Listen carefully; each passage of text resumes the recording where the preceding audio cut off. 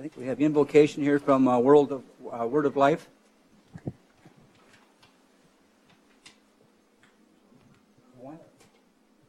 Okay, no invocation then.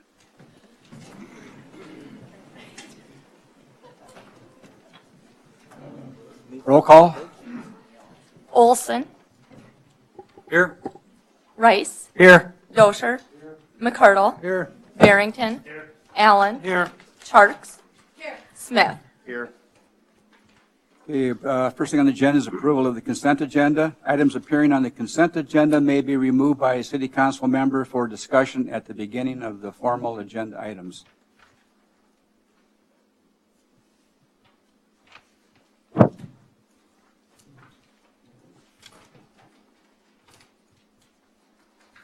I guess I don't have anything to remove, but the sales tax figures are in there.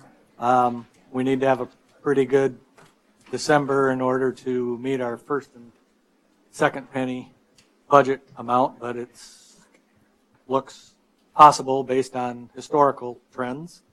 So we'll have to kind of see where that ends up. The third penny, we've met budget, but haven't met what we did last year yet, because we adjusted that budget a little bit. So December is typically a pretty good month for both. As Stephanie has pointed out, we get more than half of our first, second, and third penny revenue in the last half of the year, and a big chunk of that in the fourth quarter of the year. So we'll just have to see how December looks. So far, the weather's been okay for people to get out and do shopping, so we'll see how that goes. And we do still have the $200,000 earmarked in contingency in the event that the sales tax numbers aren't met in the budget too.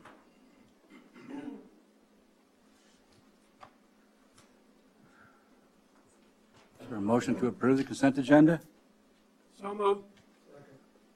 Any further discussion? Is there any public comment? Roll call. Olson. Aye. Rice. Aye. Dosher. McCardle. Aye. Barrington. Aye. Allen. Aye. Charks. Smith. Aye. Motion carried. Citizens' input. If you need to address the mayor and members of the city council on an item that was not on the agenda, excluding personnel items, please come forward to the podium and state your name and your concern. Presentations are limited to 3 minutes. Items will be considered, but no action will be taken at this time. Anyone?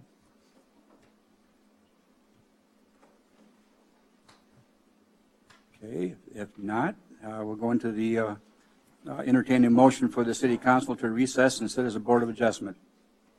So moved. Second. Those in favor signify by saying aye. Aye. Opposed, same sign. Motion carries. Hearing on Amber Kurtenbach, 801 West 7th Avenue. Motion to table until January 16th. Amber has applied for a conditional use permit to operate a family residential child care center in her residence at 801 West 7th Avenue, legally described as lots 1 and 2, block 27, Raleigh's 2nd edition, city of Mitchell, Davidson County, South Dakota. Property is zoned R2, single family residential district. Move to table till the 16th. Second. All those in favor signify by saying aye. Aye. Opposed, same sign. Motion carries. Entertaining motion for the Board of Adjustment to adjourn in the City Council to reconvene in regular session. Second. Those in favor signify by saying aye. Aye. Opposed, same sign.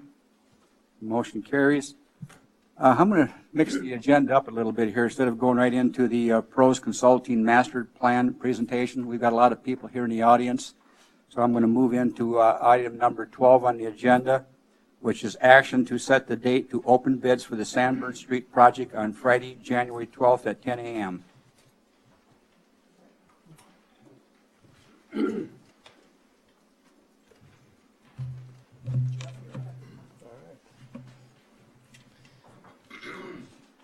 Okay, well, we met on with the property owners on December 11th, and Can you introduce yourself? Jeff McCormick with SPN and Associates, the design engineers for the Sandburn Boulevard project.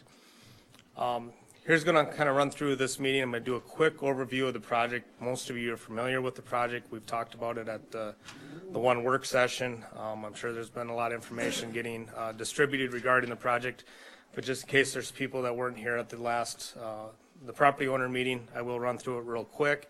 And then we added some additional items that we'll talk about that were not part of the meeting. We'll talk about some of the comments that were brought up and the questions that we had. And then another option as far as dealing with the traffic control and the construction sequencing. So, go ahead. The project runs from Havens to the railroad overpass. We will be looking at replacing the sanitary sewer, the water main, and the street and the sidewalk. The utility portion of the project, go ahead. We'll be replacing all of the clay sanitary sewer, including the service lines from the main line to the property lines.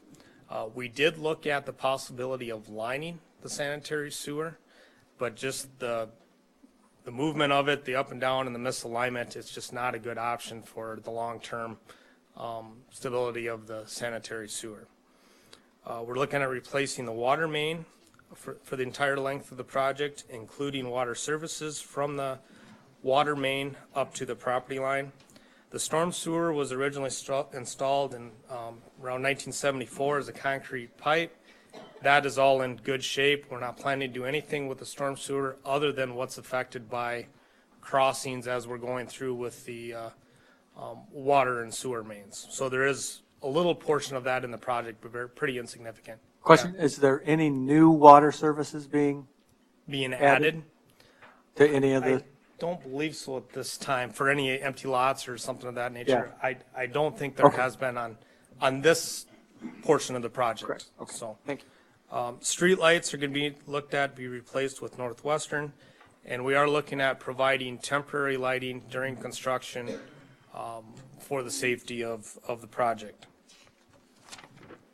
The layout is not going to change from what it was previously. We're going to look at replacing all of the street surfacing and sidewalks, which pretty much takes us from property line to property line.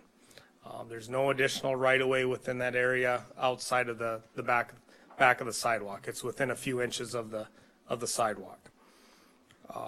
We'll be updating all of the sidewalks to the current ADA requirements.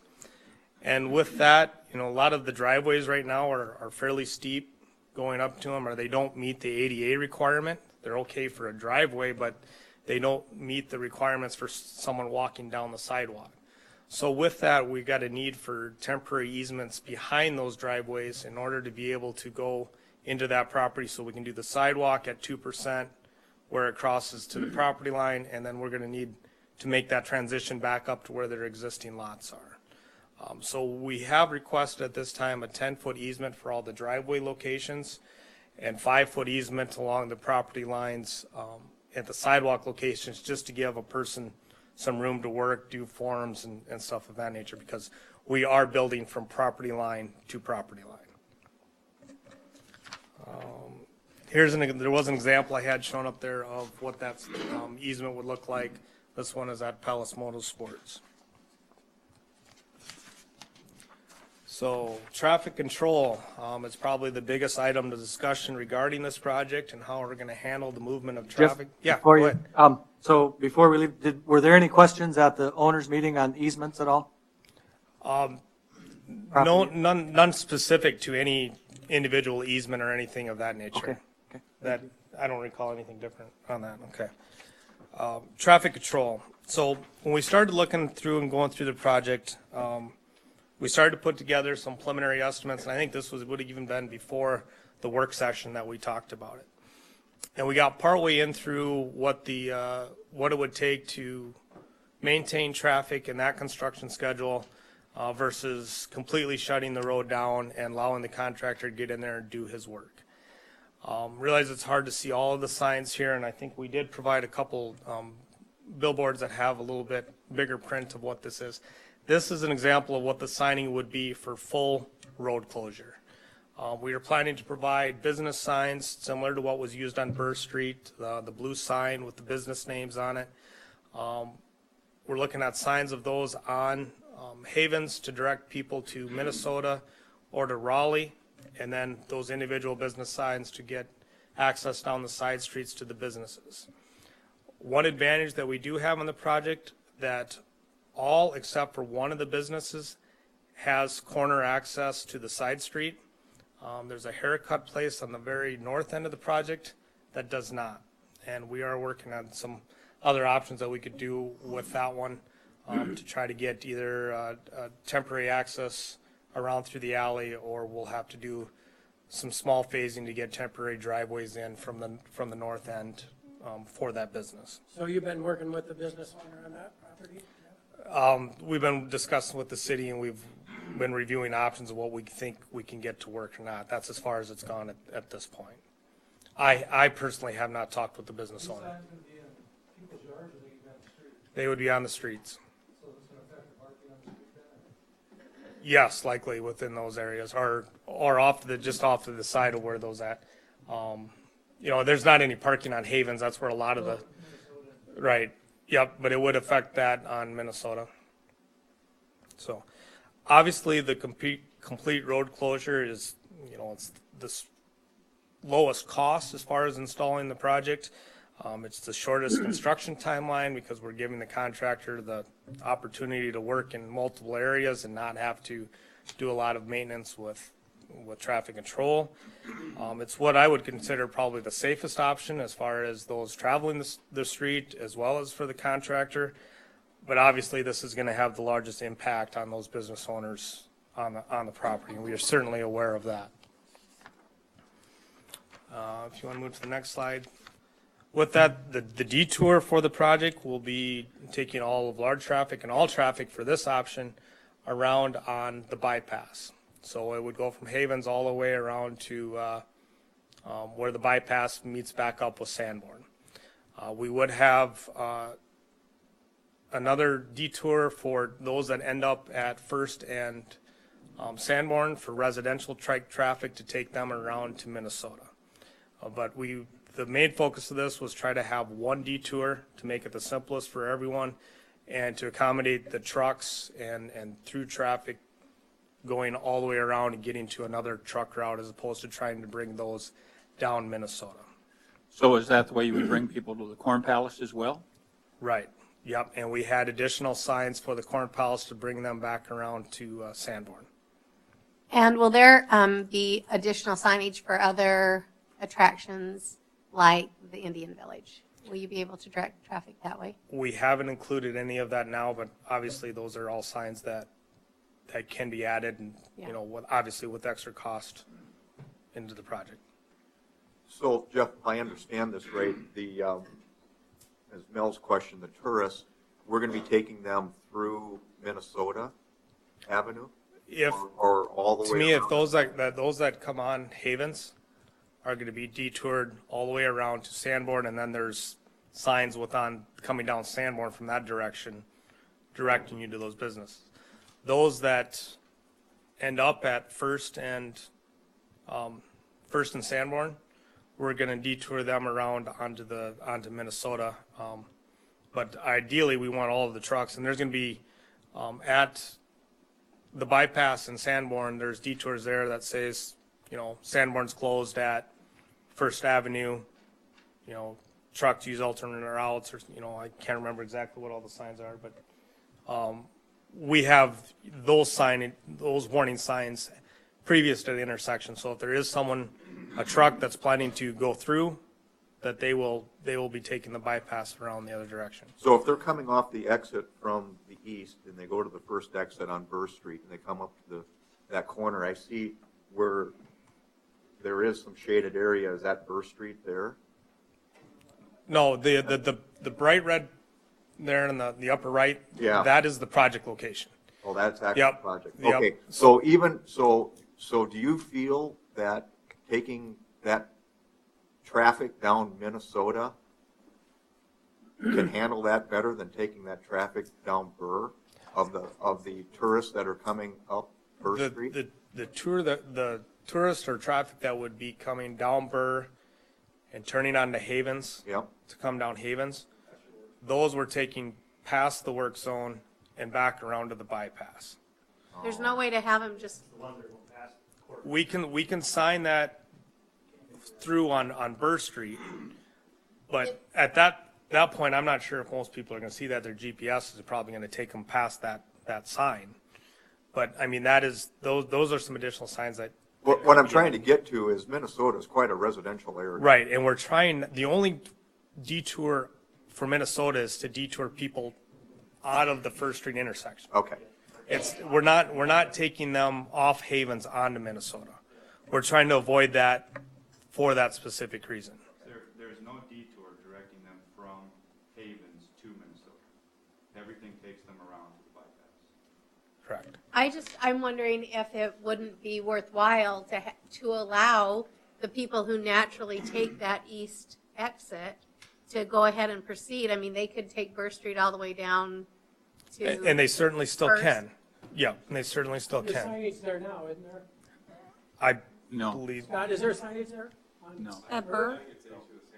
It says, actually, there's two signs. It says Corn Palace via Historic Main District, or Main Street this way, and then it says, And where are they located? it's on the, like, right on the corner of Burr and Havens.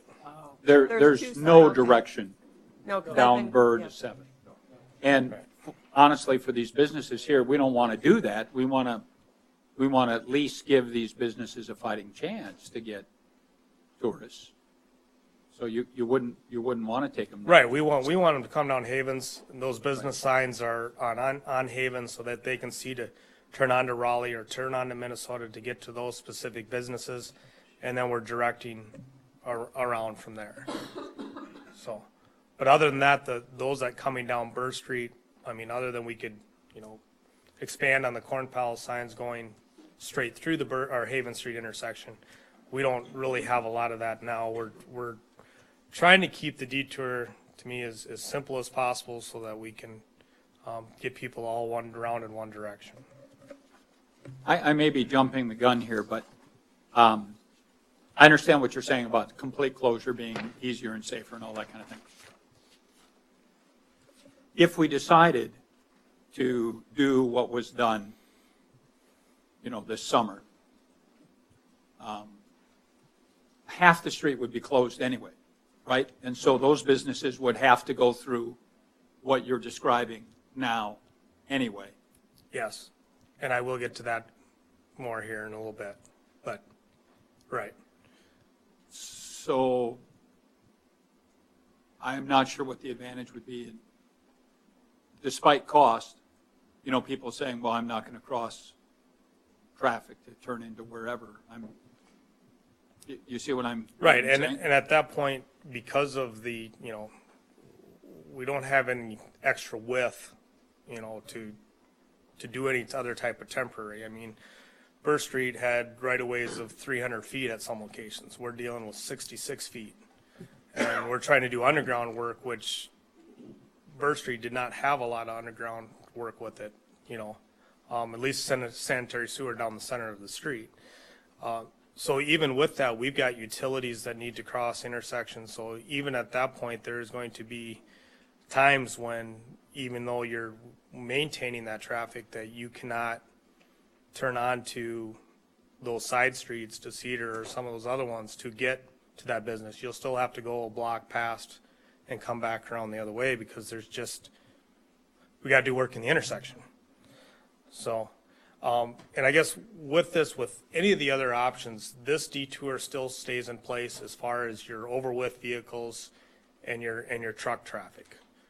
We're still going to look at bringing that around. Now, obviously, there's deliveries that are probably going to go, within there, and I would imagine those people are going to probably find different ways to get there after doing it once. But the truck traffic and the oversized traffic is still going to be detoured in this route because we just do not have a wide enough area with trying to build a center seam for sewer and sewer services and water services and street and be able to, maintain a wide driving lanes, I don't think it's a lot different than what they are there now, but we're going to put a cone at the center line. We're going to put a cone in between the lanes, and then at certain times we might not have curb on the one side, that we're going to have a cone over there. So there's, we're taking out any extra space that we have there, and especially to try to get us a decent construction centerline seam.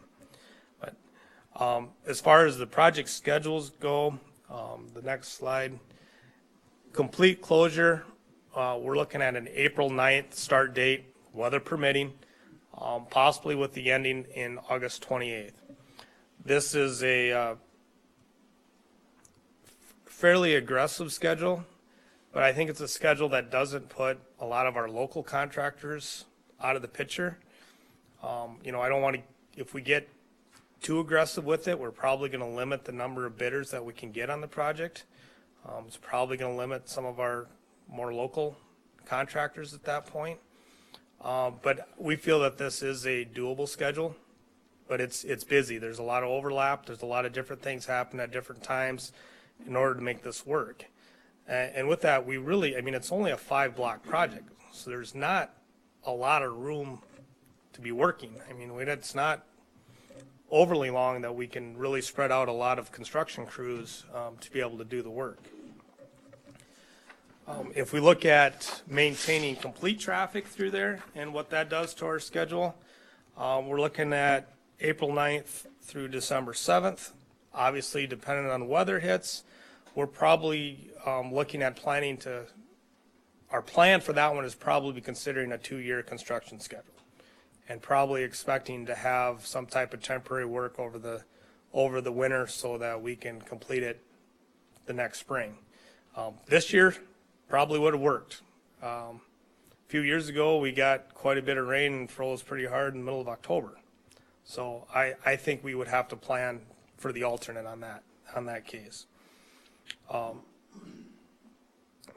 This option, or what's shown for this schedule, is 122 days of construction. We'd look at maintaining traffic throughout the project. As we talked about just briefly, the business access is still only going to be at the intersections and through the intersections.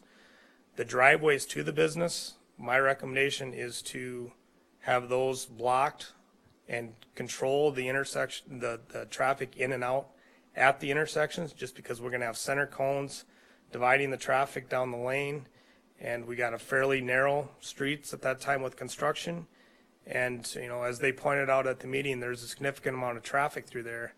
It may be difficult for people to get in and out, making left turns across a single lane of traffic, and be able to adequately maintain all of that traffic.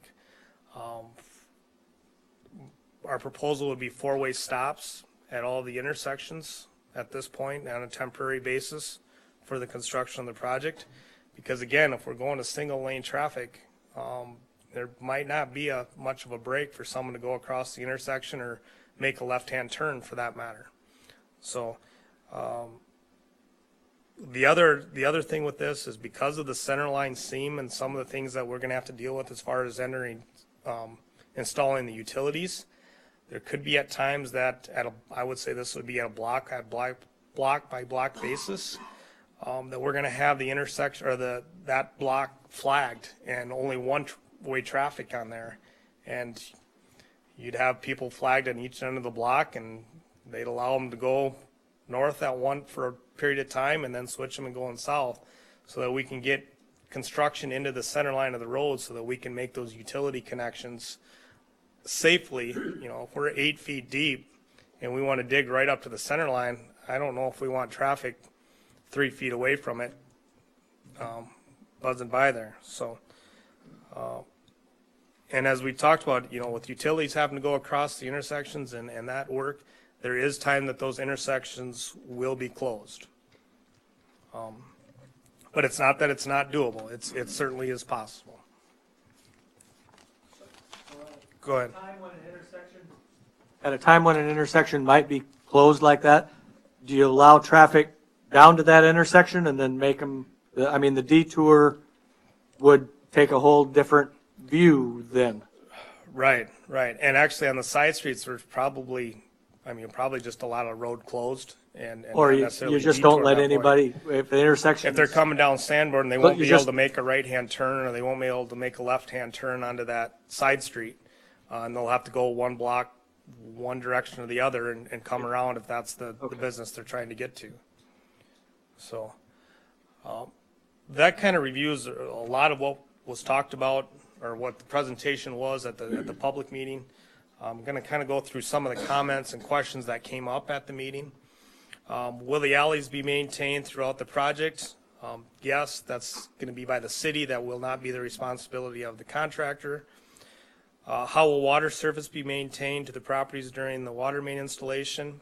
The contractor will be required to provide temporary water service to all the homeowners and business owners along the property. That will be part of the contract and part of the contractor's responsibility. Nothing different than what we would have did on Fifth Avenue project here last summer. There is concern about additional traffic through the alleys not designated for business access. That's likely going to happen. It's certainly not the intention. We're not going to direct people to the alleys to use it as a way through.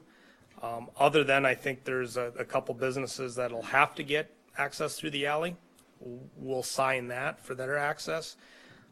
But again, I mean, the city will have to look at doing the additional maintenance on those alleys.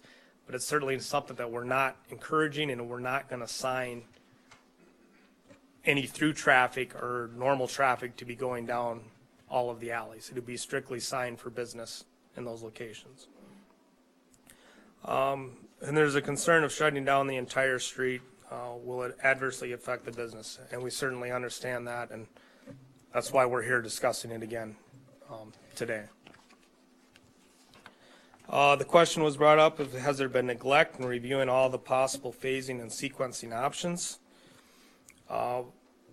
We've had numerous meetings with the city to go through what options we have. We've gone through cost estimates, but based on that meeting that came out, we've put together and displayed another option that we'll go through here in just a little bit as far as the options that we come up. There's probably, for everyone we can come up, there's probably someone else that can come up with another 5 or 6, but we're trying to come up what we feel is the best options. There was a question regarding the timeline of the project progression versus notifying the project owners. And I think that was just in the time frame of when, we went around to get easements for the project and allowing them to know. It certainly has been in the paper, even 1.5 years ago, I believe. Discussed a few different work sessions, but it got final approval to move forward in the September budget. Since then, we were doing the finalizing, working on the traffic control, and then, that's the progression that we're at right now. There was a statement made that Burr Street was avoided even though traffic was maintained. That's certainly a possibility, and it's certainly something that crossed our mind when we were trying to decide what of those options is best. How will emergency traffic be maintained? In our meetings and discussions with Lyndon, we've talked about the fact of possibly some additional emergency traffic signing to allow them, and obviously we'll be in contact with him throughout the project and make sure that they know when closures are happening, where they're at, and what routes will be maintained and available for emergency traffic. I want to go back Yep. a moment to the comment that Burr was avoided even though traffic was maintained. And I think that's true. That would seem to me to be an argument for closing the street entirely and then having that other access rather than having what you described. Maybe you can't get across, maybe it's one way, and people go, well, forget it, I'm not even going to bother. And I certainly think that's going to be true for your local traffic, but I guess maybe the argument for the fact that those businesses are more concerned with those that necessarily don't know they're on that street as opposed to the residents that know they're there and going to that business. So. Can the business's parking lots and portions of those parking lots be used for the contractor for stockpiling, staging, to try to provide him more room to do the work more efficiently? I certainly think they can be, but I think that's something that the city should avoid being in those contracts with, And that if the contractor wishes to do private contracts with those owners to use that private land for those purposes, I certainly think that's something that the contractors can seek out, but I don't necessarily know if that's something the city wants to encourage or be part of. We might be buying a new parking lot if that happens. Exactly. Could a hybrid version of the total closure and the two-way maintained traffic be considered? I will talk about that here in a little bit, and certainly something that can be considered. Will special assessments be used on the project? As far as my understanding right now, the cost of this project is completely borne by the city of Mitchell, and that no special assessments are being considered both for the curb and gutter sidewalk nor for the water services or sanitary sewer services. And I guess if there's something different than that, you will have to let me know.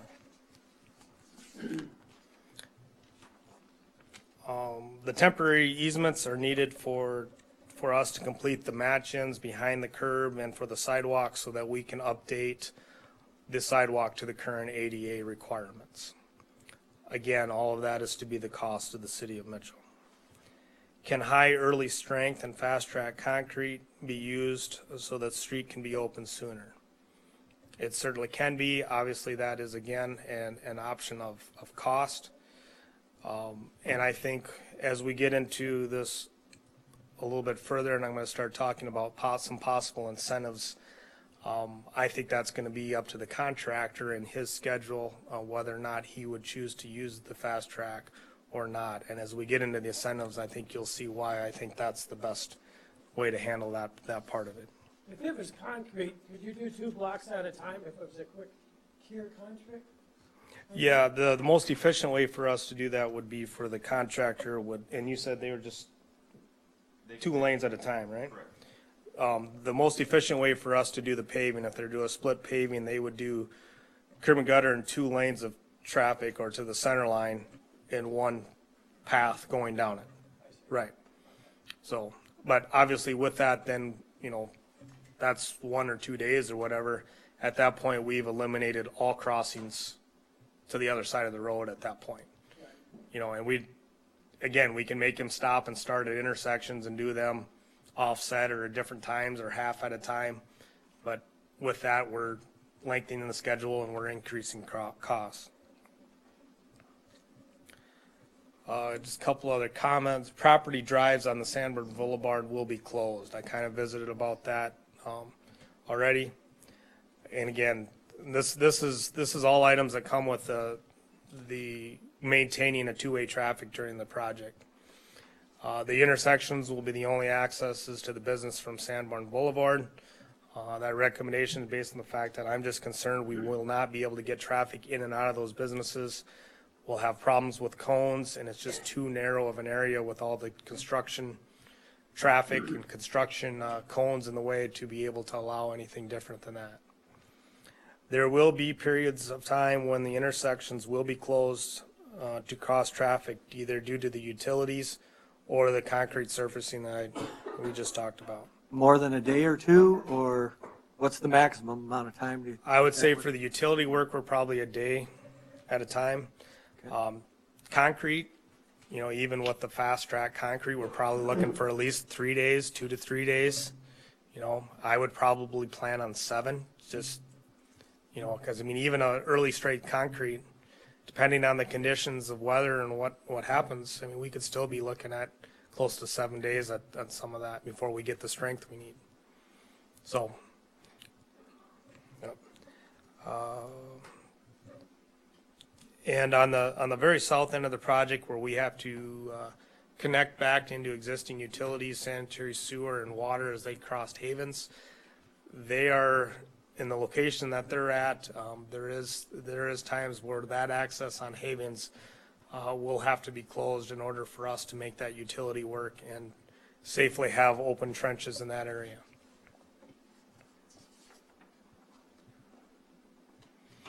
All right, so the next slide, this is basically that complete closure again, but we've added that green bar, which is looking at a incentive for the project.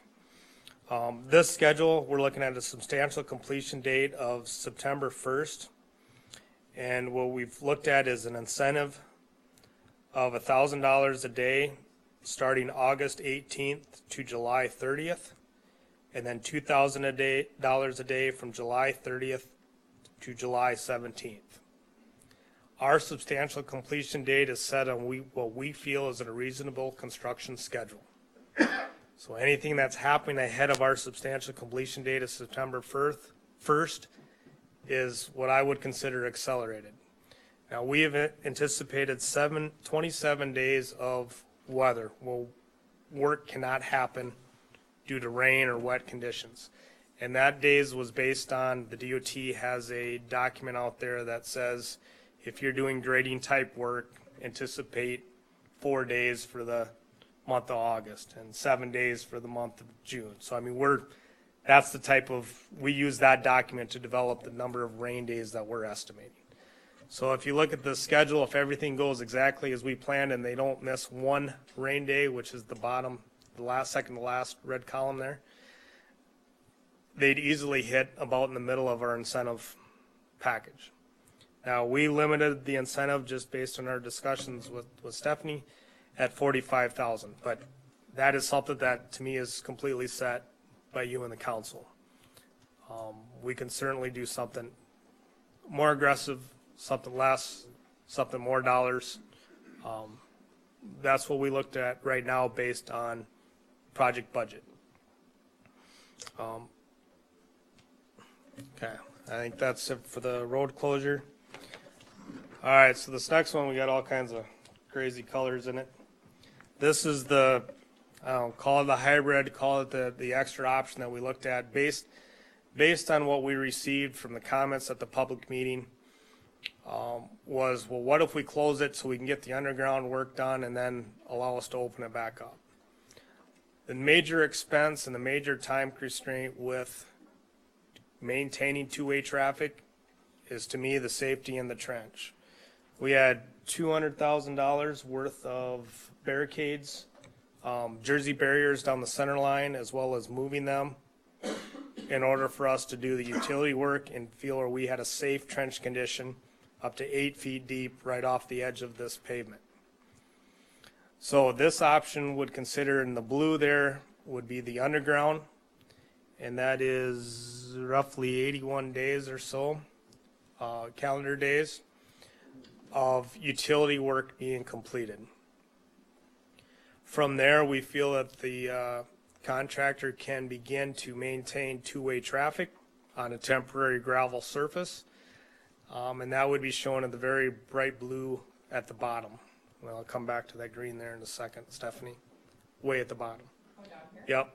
And we would be maintaining two-way traffic then throughout the project, and then those red lines would be at certain time periods that you would not be able to, if we were to do concrete and we were able to pull the whole concrete one side all at one time, the red would show probably an area where you will not be able to get from the two-way traffic on the east side of the road to be able to get across the intersections to the other side of the road. Right, you'd still be able to access everybody on the side of the road that you were on, but you would not be able to get to the other side. And I'm struggling to read I am too. what that says. So how many Right. days are those? First of all, we've got 81 days of no traffic. Right. How many days in the red? There's, the first one would be 23 and the second one's 27. I think the only reason they're different is just how they fell on the weekends and stuff of that nature. So another 50 days that we would have. Right. So That the we'd eight- have partial, right. And Go ahead, Stephanie. 81, where does that end up now? It looks like it's earlier than what we had talked about, so I can't see that far. Can you zoom in on it? It's right, what's that? No, for the no traffic. Oh, for the no traffic, the first blue one. Like the end of July, or June 29th, I think is what I've got. Oh, Yeah, okay. right at the end of June. That's just all infrastructure underneath, right? Right, that's all utility work. Is that the same way with the other previous one you showed, the 81 days? That was 81 days of just construction work, and that was complete road closure, and that one had us completed by, tell me, Joe. Yes, that is the same as. That is the same. For Okay. underground Or- utilities, that is the same. All right, as the complete road closure portion of it, right. So when we first looked at this one, and, you know, we kind of dismissed at the time, and obviously by the public meeting, we decided we had to bring it back up. But when we did the complete closure, the underground was still basically that same timeline, but then we looked at all of the work could be done possibly by the middle of August. So that's getting us, you know, another month to a month and a half, and we're done. Where this one has us going out till October 10th of two-way traffic and just delaying that part of the construction. So the incentive that we looked at here is the green bar in there, and we looked at the incentive of trying to get just the fact of maintaining two-way traffic. That was the goal in this incentive. So we looked at it as from June 10th to June 23rd, if you can have that open to two-way traffic, we're at $2,000 a day, and from June 23rd to July 12th, we're at $1,000 a day. And again, that comes back to where we feel a logical schedule is to get work done. Can you give me those dates and amounts again, please? Yep. From June 10th to June 23rd, $2,000 a day, and from June 23rd to July 12th, $1,000. And that comes up to the 45,000 again. What's the line below the green say right here? That's the first yellow one? Oh, the rain days, okay. Yep. What is the additional cost to this one over a complete closure? 248,000.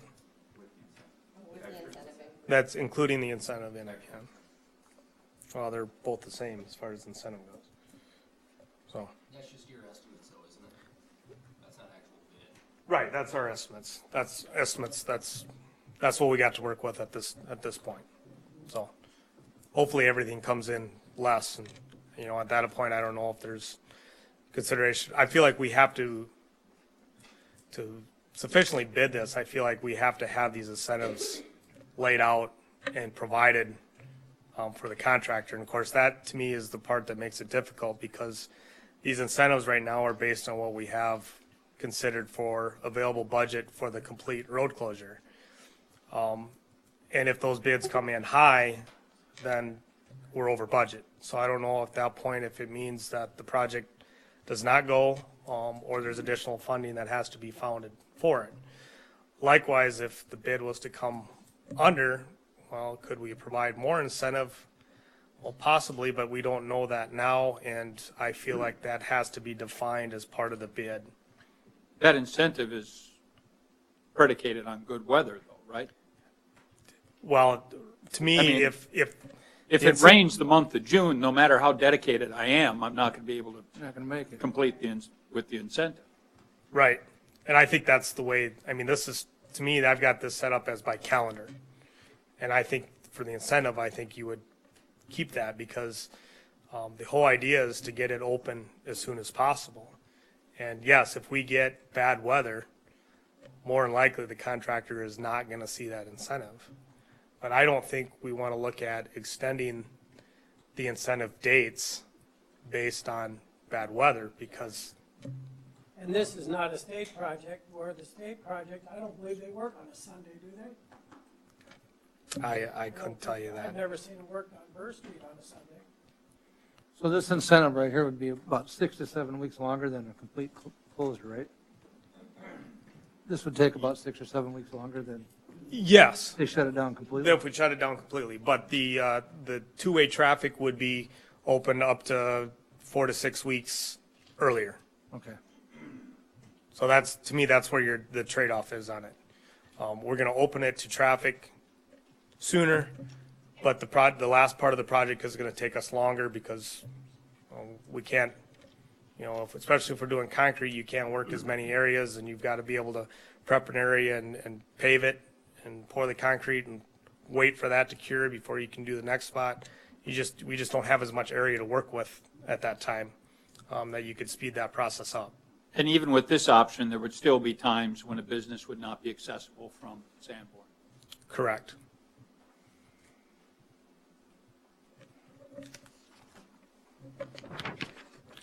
At least that's the way that we've looked at it. There's certainly ways that we could phase that, but we're just adding more construction joints and more time and more money at that point. Are you saying that it would be this, with this plan, open at the end of June? Traffic, end of when? No, not totally, done. It would open to two-way traffic under construction situation, yes, that end of June. End of June. Well, that's what we have proposed, yeah. Jeff, I need, oh, Somewhere, right, yeah. so Jeff, I have a question. I just need you to clarify this. So we have 81 days of full closure. Correct. And then we have the 2 reds, and that adds up to 50 days. So am I to assume, based on that we would be closed 131 days under this plan, under the hybrid plan? Because that's only a few days less than, Then the other options. am I right about that? Am I reading this right? You're right, other than for the 23 or the 27, depending where the weekends fall, it will be open to one side of the road or the other. Oh, just one side at a time. Right, it so would if I be look at one-way it from traffic. strictly from business, right, so if I look at it from business A's standpoint, this option, you'd be closed for the 81 days plus the 27 days that's further on, right? I mean, I'm really interested in what the business owner's perspective is on this, because in my mind, and I am completely sympathetic to the people who own businesses there, and I wish that there was a magical way for us to do that. But I'm interested, given this is an option, but I'm curious as to how you feel about that. Are we really getting that much further ahead by doing the hybrid? And I think that's why when we first looked at it and started penciling out, I wouldn't say got dismissed, but we didn't evaluate that any further. And the reason that we've gone into more detail now that wasn't presented to the business owners at that time is because of their concern and their desire to see what that meant. Is there a reason why we can't put them both to bid? We can. I think it's going to be a little bit more difficult to, come up with the award. At that point, I guess to me, you've likely decided it's strictly on dollars, but that's certainly up to you as an option. I'd like to listen to what the business owners, if Yeah. there's any in there. Question, just one more, and maybe for Stephanie, if we look at the hybrid, and I'm going to round it up and say it's an extra $250,000, what are our options for that money? I do know that we had planned on some paving work or some other work, Tim had said, in case they could go through and do the intersection at First and Sanborn, just on the other side of the bridge. So we'd have to look at that dollar amount, but you would likely have to consider a supplemental appropriation. Unless your bids came in incredibly competitive and you're within budget, right? Sometimes that happens.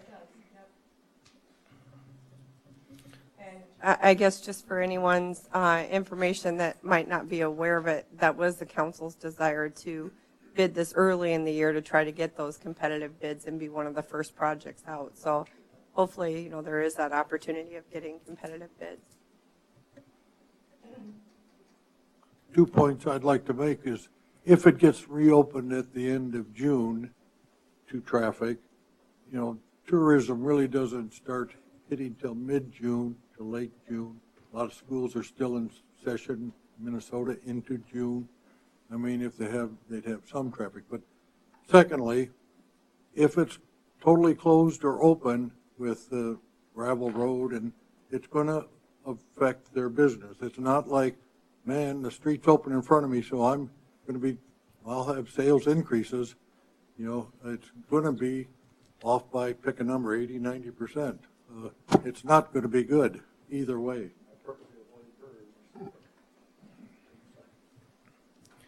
Although I will say, what I said to Danny was when Burr was struggling or was closed and had all the construction, I still found a way to make sure I had Chinese food when I wanted it.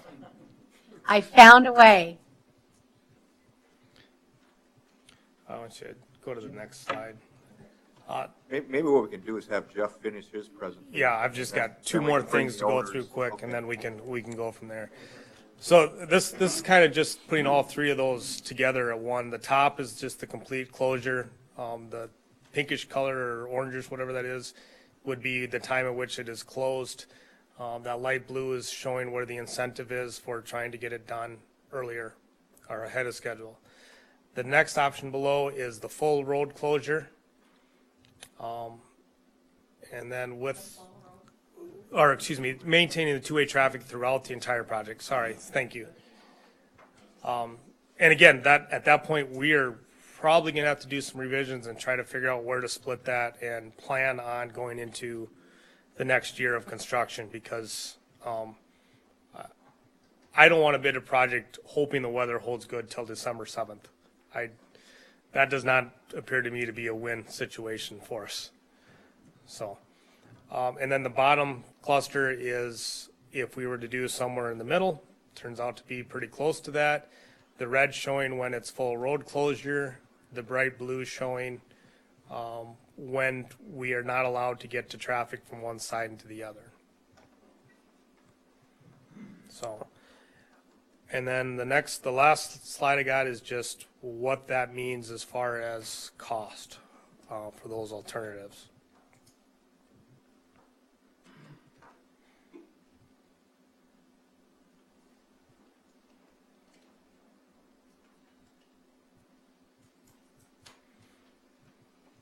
And with that, if you guys want to open it up to questions, or if you have any other questions.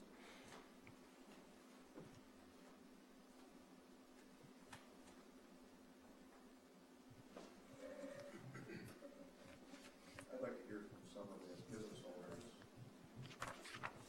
at this point.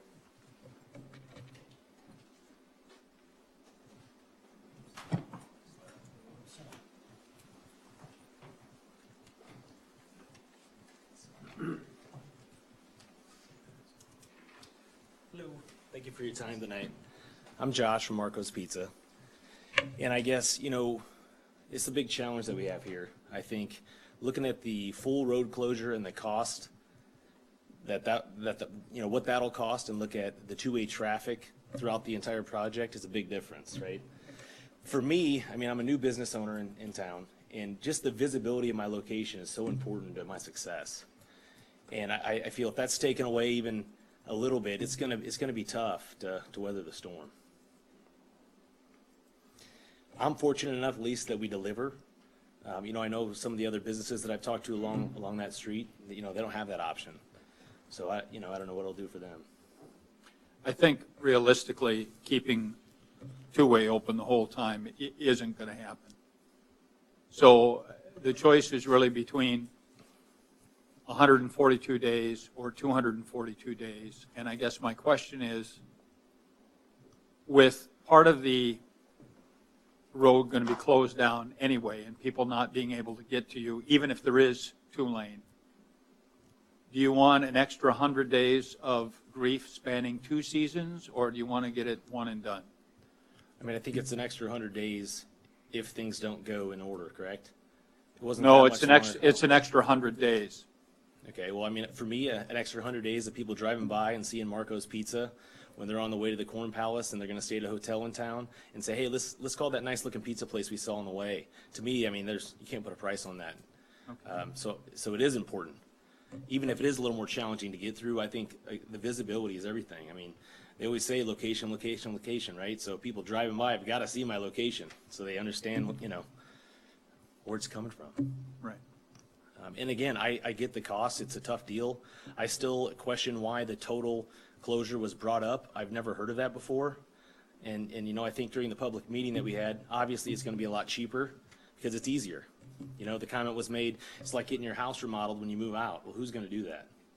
It's just kind of unrealistic. So it's tough for us now that option was even presented. And I can shed a little light on that, Josh. When we went through our budget hearings back in August, at the time, our Public Works Director came with a project, and to be quite honest with you, when we receive calls or issues on a street, 95% of them is sandborne. So we know we've got to address the road itself. So our Public Works Director at the time said that he had been working with SPN, and we're looking at a 60 to 90 day project, and this is the numbers. And at that point, he was quoting $500,000 for a two-way versus a road closure. He recommended at the time that we look at the full closure and try to keep it down.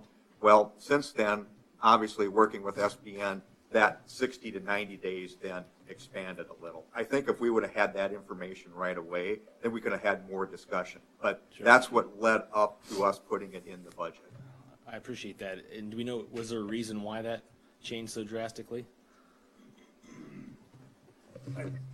I think we're still looking at pretty close to that same number of construction days. It's just when you start putting in anticipated days for weather and weekends and stuff of that, that's what it goes on. Because we're still at 81 days of construction with that. So, you know, when Tim brought that up to everyone, it was probably 90 days of construction, not necessarily 90 calendar days. So that's likely where that difference is. Okay, well, that's on us then, because we probably should have asked the question. I guess we all heard 60 to 90 and thought at that point it would inconvenience you guys less, get in, get it done, and get out of there. But now that we fully understand the project, sure, it was probably a misunderstanding on our part. Appreciate it. And I know it needs to be done. The road is tough to drive on, and I don't even know what it looks like underneath. But I just asked to think about us young entrepreneurs that are trying to get our lives in order and our businesses up and going, and how it could really, you know, throw a curveball in the things that I have going on right now. So just ask that, you know, sticker shock, but just please think about long term. We want to be here for a long time, and it could get tough, you know, if that road's closed. So, Josh, do you track your business, like where it comes from, or do you have any way of doing that? Do you see how many people find you on the internet, or how many people, you know, tourists like that are looking for a place to eat? well, not exactly, but I can tell you that we do track, you know, our business model, delivery versus walk-in versus dine-in. And I shared at the public meeting that would more than cut my sales in half, you know, while still having the same expenses, right? So it would be a challenge for me. Are you assuming zero walk-in? Because I don't think that's going to happen. Right, but I'll say it's going to be a significant decrease. So even at 80%, it's going to be. I mean, the thing is that, like I said, I found a way when we want pizza, we know how to find you, you know, and we're going to, you know, your local traffic, I think I think we adapt and we find a way to get there. Do you think it'd be a little easier for a tourist, though, if they're driving by to make that decision? Well, Instead of, you know, I'm thinking they see that sign that says Marco's Pizza this way and, you know, they're smart. They'll make the turn, right? sometimes looking at the backside is not as good as the front when you're going down a different street, if you know what I mean, right? So if they're going down a different street and see a little blue sign that says Marco's Pizza, that doesn't relate to everybody, if you ask me. I mean, we spent a lot of money making that building look really nice on that street, and I want people to drive by and see that and want to know what the inside looks like. I've heard from other business owners that they do a significant tourist traffic as well. Do you think, given what we've heard tonight, that they're still coming? I mean, I just drove, my daughter goes to graduate school in North Carolina, and I drove through construction in Georgia, and there were places I would have stopped, but it was cutting across traffic, and I just didn't bother. I'm just wondering. We got to get them in front of us first, you know, and I think if there's a way for them to get to the Corn Palace still going that way based on GPS or whatever the case may be, we at least have a possibility that they're going to come in. Could you live with the hybrid? It's better for, you know, Because I'll be because that quite keeps them in honest front of with us. you, stretching this thing out 2 construction seasons, I don't know where everybody would be at, but I wouldn't be in favor of Sure, that. sure. No, and- Because we've got to continue to go north, and that's our plan, is we want to try to take care of Sanborn in the least amount of time for obviously the right price. So if that's something that you can live with, I guess that's where we can start the discussion. Yeah, I could live with that. Frankly, we can't afford to keep it, open two-way, the $3 million price tag. Sure. That's just not on the table, really. I think hybrid would work, and I also just ask that moving forward, that's the main focus. How can we make that work, and how can it be less expensive for the north side of the bridge? Because that's the other thing for me is that, well, I kind of got dinged a little bit with the Burr Street thing. I think the town probably did, from the restaurants that I talked to, especially along that street. It was not good for them. But I mean, and then we cut Sanborn, and then all of a sudden we do the next side of Sanborn. It could be like a 3-year, punch to me, and that's how long we've been open at that point. So just asking for a chance to succeed. So. And maybe it will almost be worse for a place like Subway because you're not going to go farther. If it was a complete closure, right, they would suffer through the complete closure, and then the next year they would suffer through their construction. Sure. Agreed. So, all right. Thank you. Appreciate it.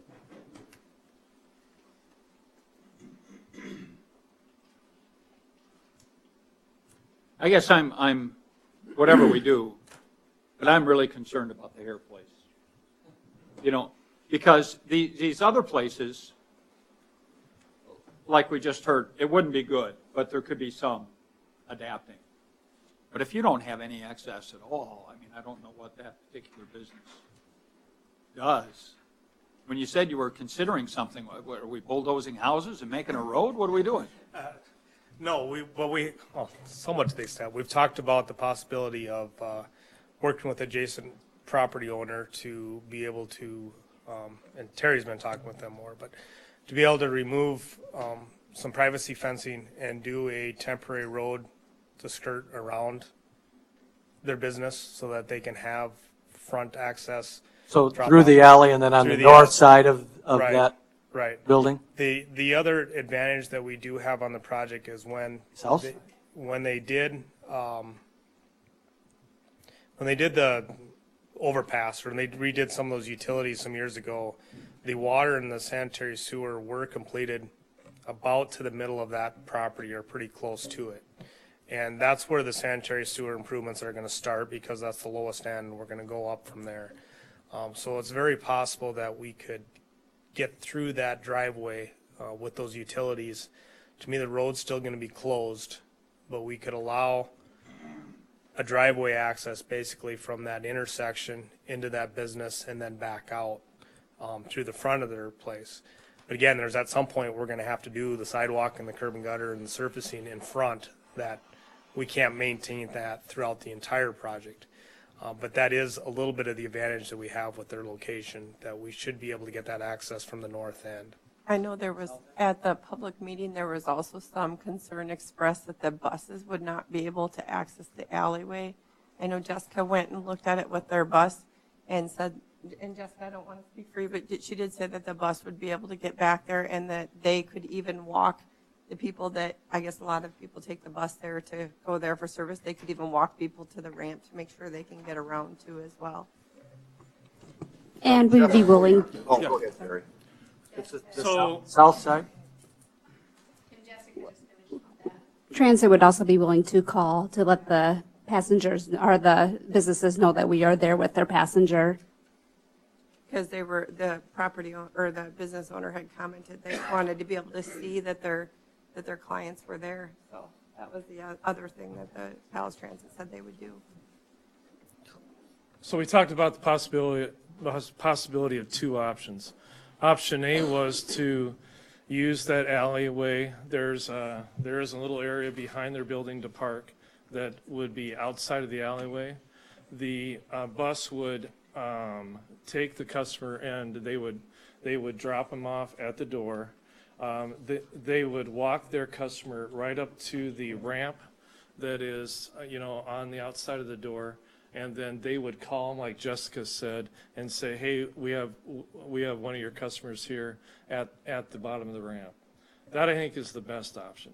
The second option would be, we have been talking to the property owners to the south, and we would take out fencing, we would be trimming trees, we would build a temporary gravel access across their backyard.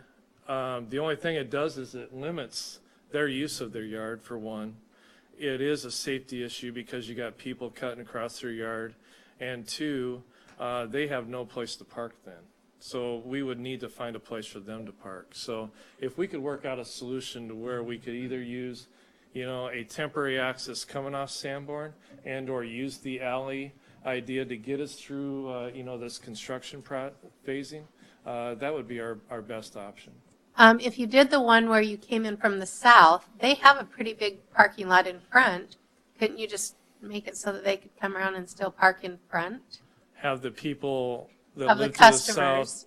south, you mean have the people that live to the south property park in the Hair Place's parking lot? Yeah, and potentially have the people from the hair place park in the front as well. I wasn't sure who you were referring to, but that didn't have parking, but you're Well, saying and to try to get a bus, just imagine the bus trying to cut across that back, lot, try to get into the parking lot, trying to figure out a way to turn around. You're going to be limited on just the amount of open area in that parking lot to have access to. So not many of the customers that frequent that business drive themselves. Most of them are. There's, I think, a combination of both, right?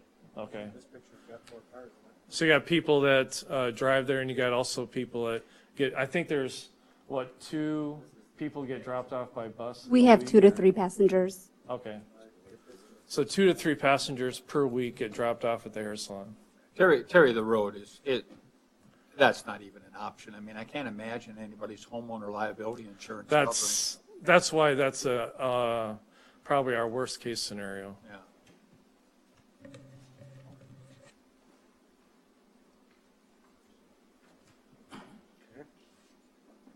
Jeff, I was going to ask you a question, and I know this is moving down the road, but if I was a business owner sitting out there tonight, I probably would want to know this as we're talking about next year's project. Then in 19, if we move forward with the north part of it, is there a way of designing the first street that we can get over the viaduct and then we can detour the traffic basically down Main Street, or is that will that be a total shutdown? Which again, they're talking about Burr, Sanborn.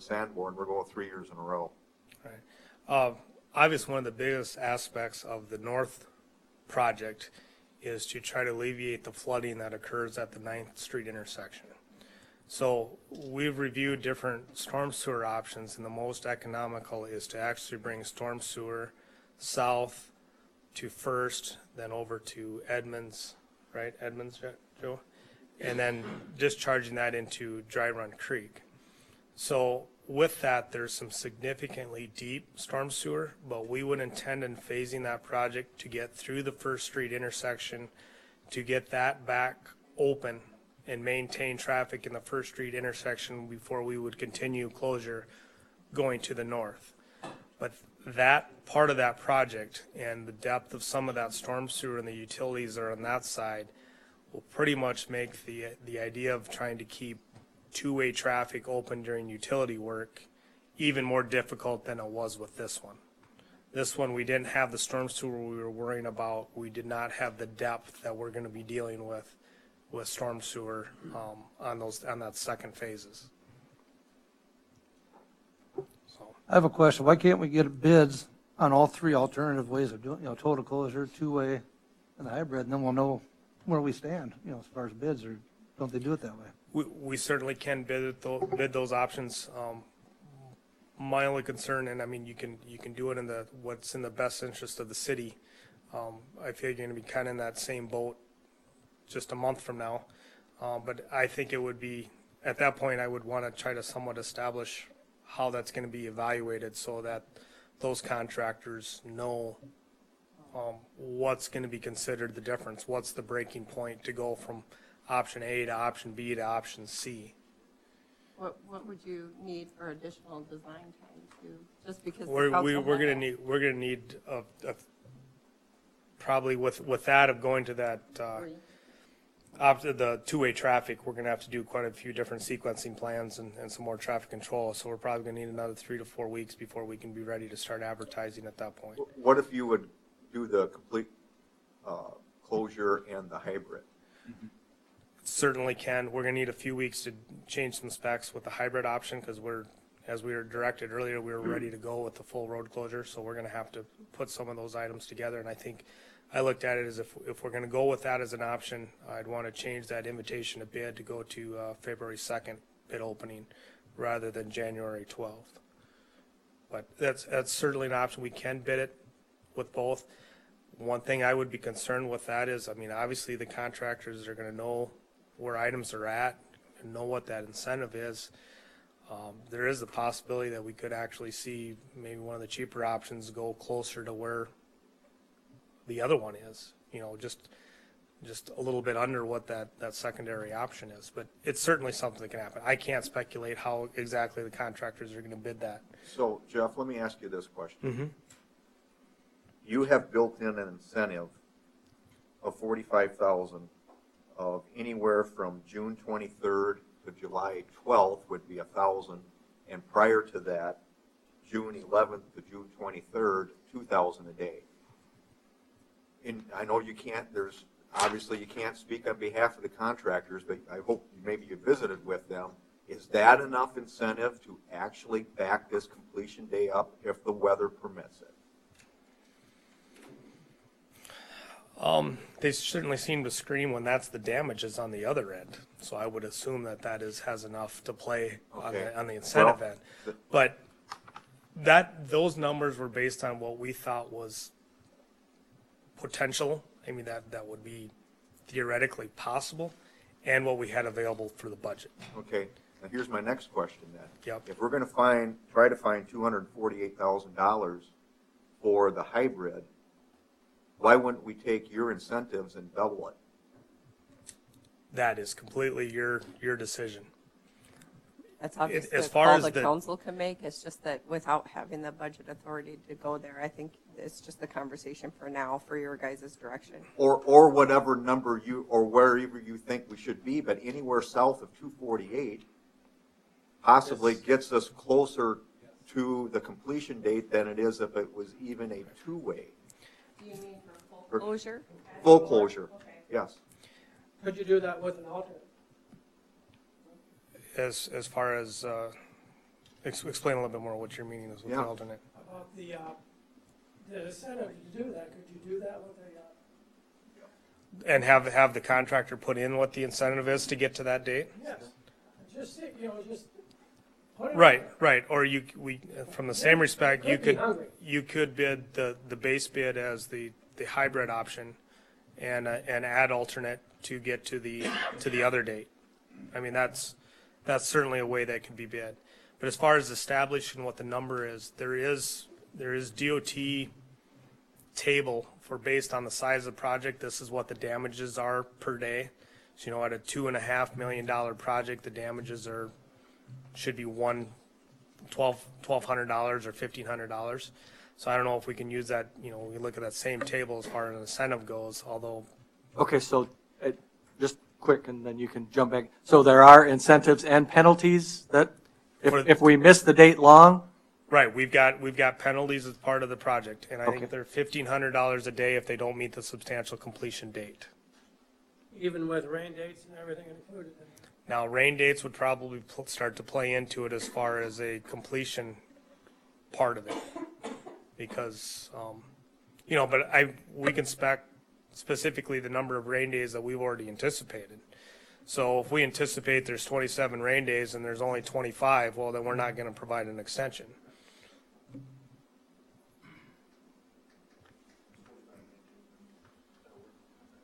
Right.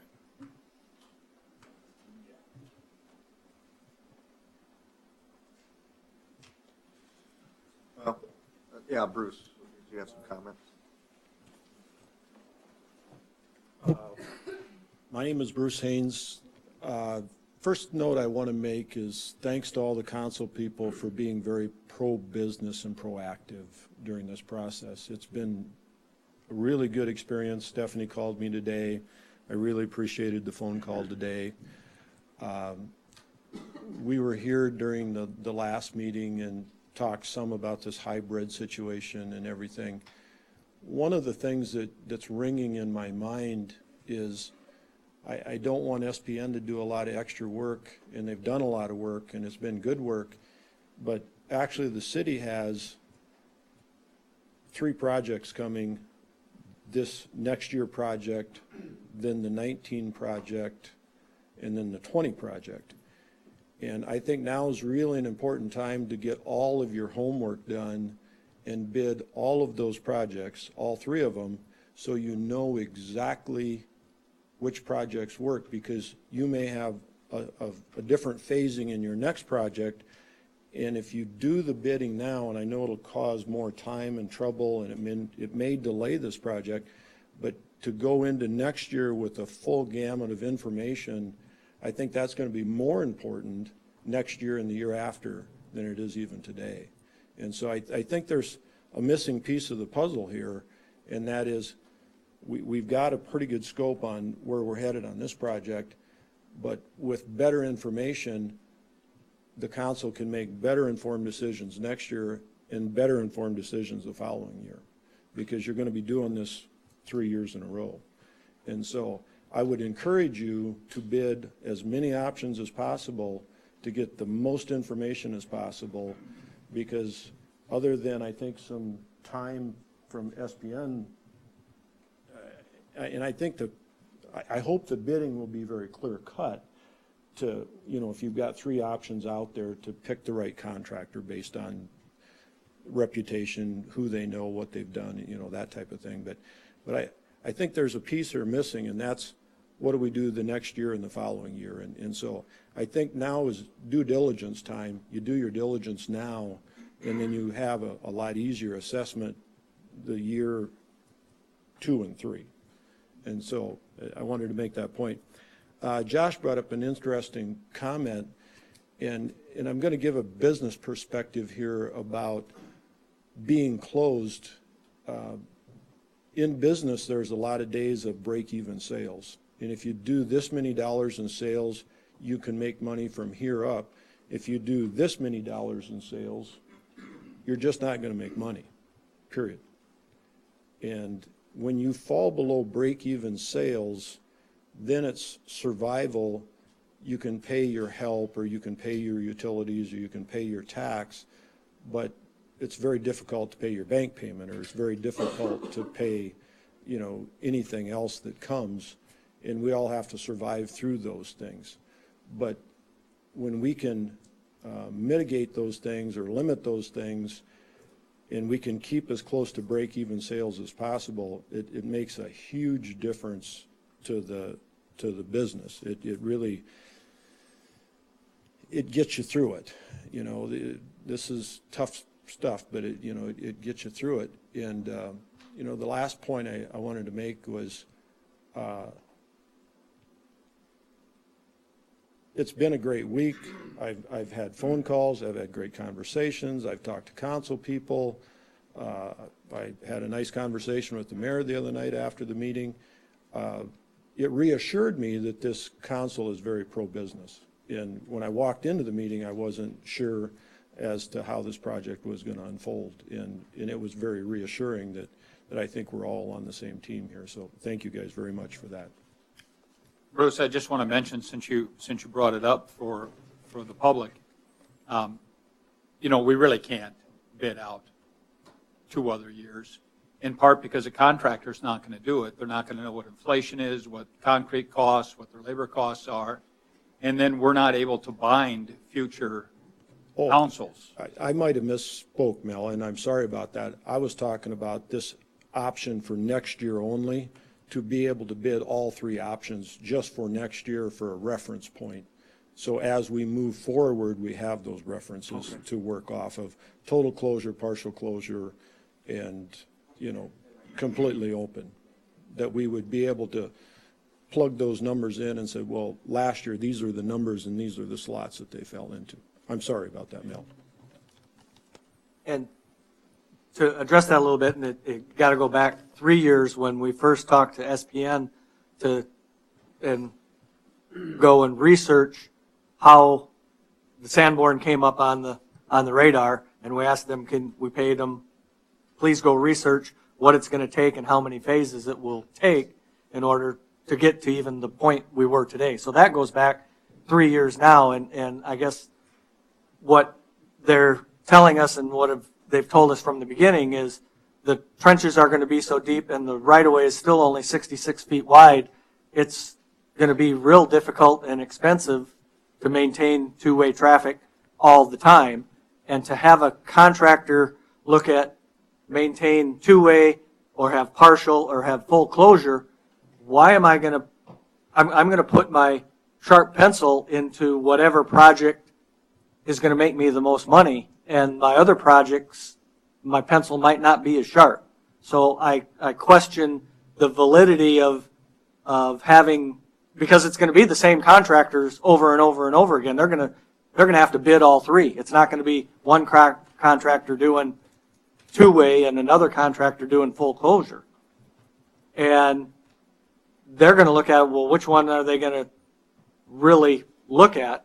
And I feel the money we paid to SPN 3 years ago to study the phases and what we should do answers part of your question already. At least I hope it does. I'm thinking as a councilman, I'm paying them expertise for something, and I don't want to have to pay them again that expertise halfway through or to me, almost a third of the way through the project. I don't disagree with you, Stephen. I think you're on the right point. I don't have much to any knowledge of road construction, but I do understand that road contractors come out in the spring and they bid jobs and they're aggressively looking to get jobs. And so the first bids that come out usually are the better.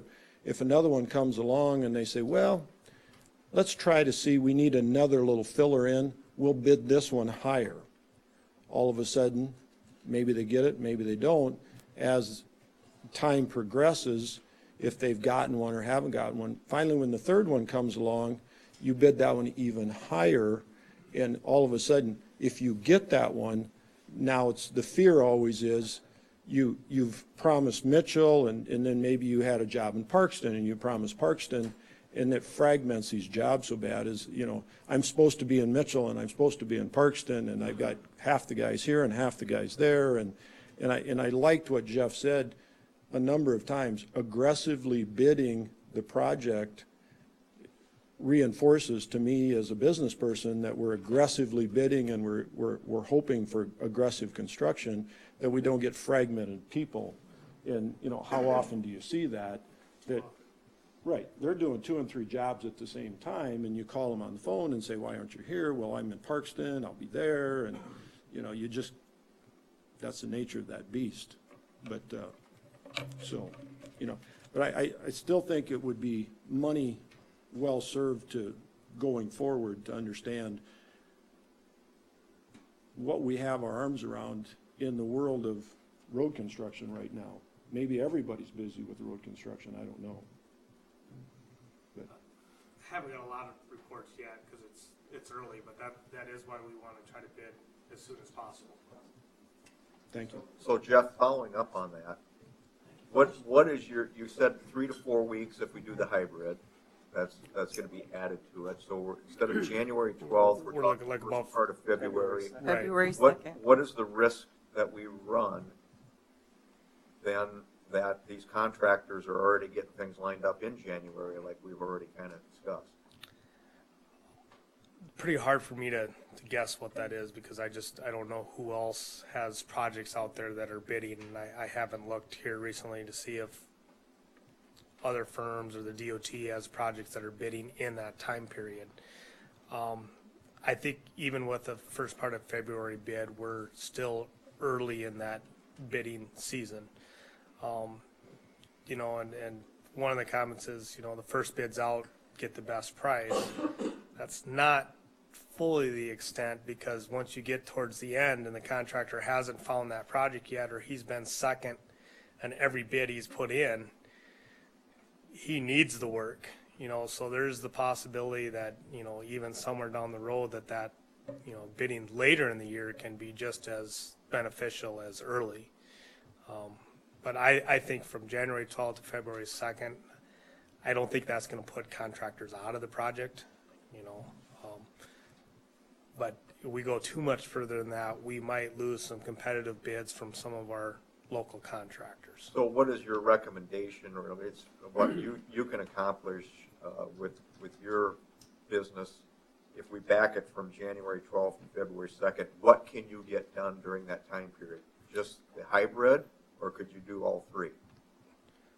It'd be a little harder to get all three just because of the amount of traffic control we'd have to do for the third option, and because we're gonna have to figure out and probably discuss with city staff again. I'm like, okay, where do we consider the break point that we are going to stop requiring construction for 2018, and how are we going to look at maintaining whatever it is that we're going to have through the winter months? But if we do the complete closure and the hybrid, complete closure, right? That's February 2nd.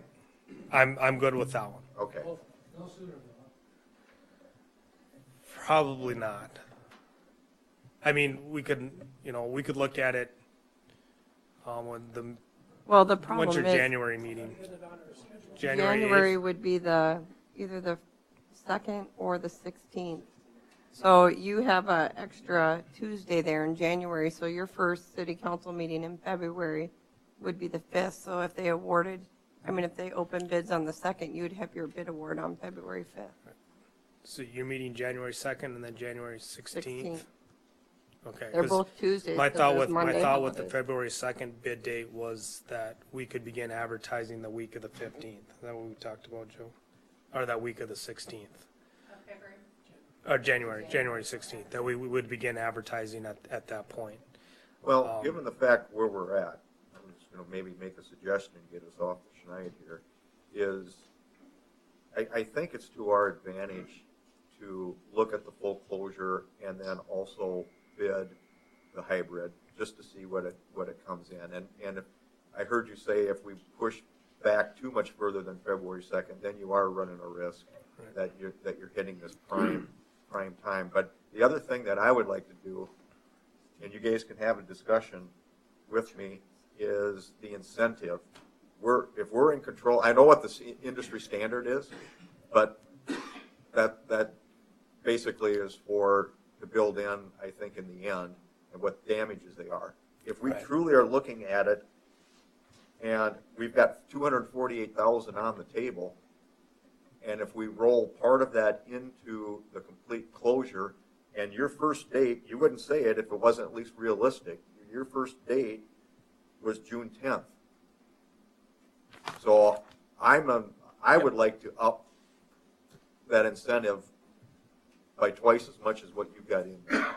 And then if they would pay attention to your original number, I think they might really pay attention to if we decide to do a potential change. So I don't know what you guys feel about that, but I'm just going to throw it out there for What do discussion. you have in your original number again, 2,000 or 1,000? It was, yeah, it is 2,000 for the first period of it, and then we'll switch to 1,000 for that based on the 45. But So I have just two clarifications and you're talking about an increased incentive on the complete closure, correct?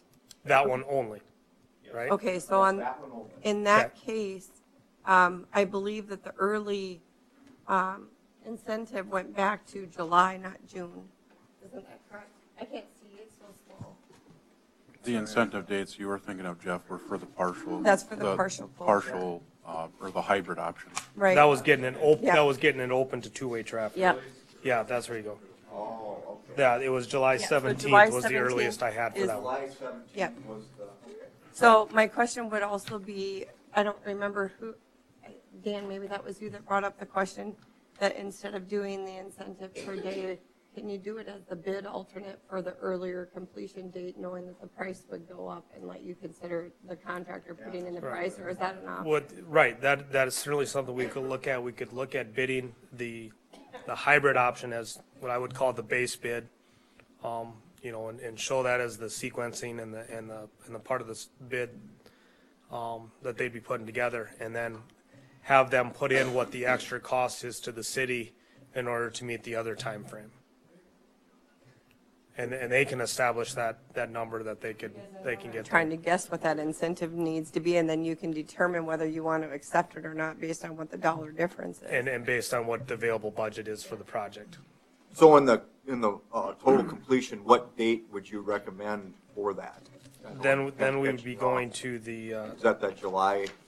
Well, that'd be open to two-way traffic starting June 29th.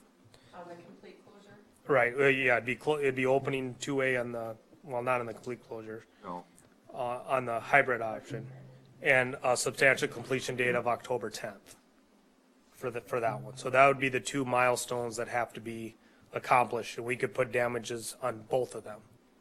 You know, we can have a damages if they're not open to two-way traffic on June 30th, and we can have one if they're not substantially complete by October 11th.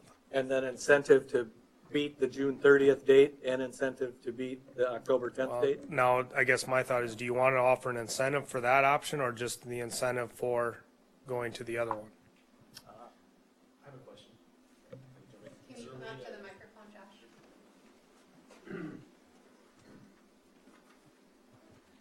Is there a way that the incentive could somehow get passed on to the business owners along that street for the full road closure?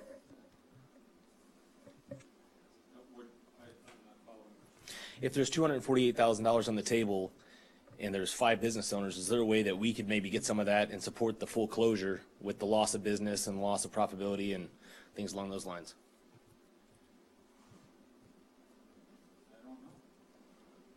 What you're saying. Divide it out by linear footage on Sanborn Street. Justin? I would not even go that route, not even consider it. Can of worms. Is there a reason? Well, the couple things coming to mind. Why would it just be the business owners and not the property owners? Why would taxpayer money be benefiting business owners on this project? And then what do we say for future projects or any other project that the city does in town? I understand, I asked that question by email today to the city attorney, because that question had been asked to me last week of, look, if you have X amount of dollars, either in incentive money or whatever, could that be applied just as you're saying? But how to equitably or fairly do that, and then how do I go to the taxpayer and say, I'm using your money to benefit a property owner? Now, the flip side of that is the other option that we haven't talked about tonight is we could just do nothing and not do anything on the street and let it deteriorate so nobody drives down there, and then you don't have business that way too. So as a council person with business interest and with property taxpayer interest, I've got to find a way to balance both of those. I'm not sure I can look at every project that we've done and say how, if I had an incentive or a difference in cost, how do I equitably send that money back to all of the property taxpayers and business payers in town? I guess the only other comment I have is how many times is a road directly in front of a business completely closed down? I know, Stephanie, when you called me, it was about a residential area, so that's a little bit different. I think here it's like a direct impact, negative in a negative way. So that's all. Just wanted to throw the idea out there, but thank you.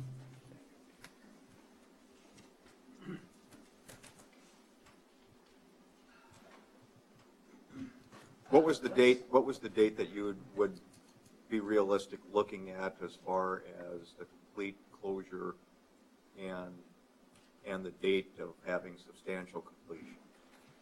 For which option? Complete closure. For complete closure, okay. That Well, was, it's August 28th now, but what? right. With the incentives with we were them looking. building in their own incentive, With the incentive we had was to July 17th. July 17th. So you're comfortable with that date? That's getting, it's a little more aggressive than what we have, that we penciled out for a schedule. And it's considering, obviously, no rain days at that point. Right. But what that probably is going to mean, with the fact that we have full road closure, there is more room and more locations that contractors can be doing work simultaneously. And that is likely what we will see at that point.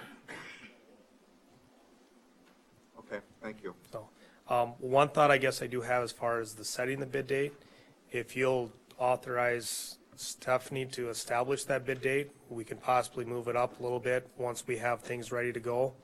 Then we could begin that advertisement, rather than actually setting that date today. Sure. So, I still think I need a little bit of clarification because I'm kind of hearing both sides here with the incentive versus, and I apologize about my voice, the incentive versus doing a bid alternative with an earlier traffic open date.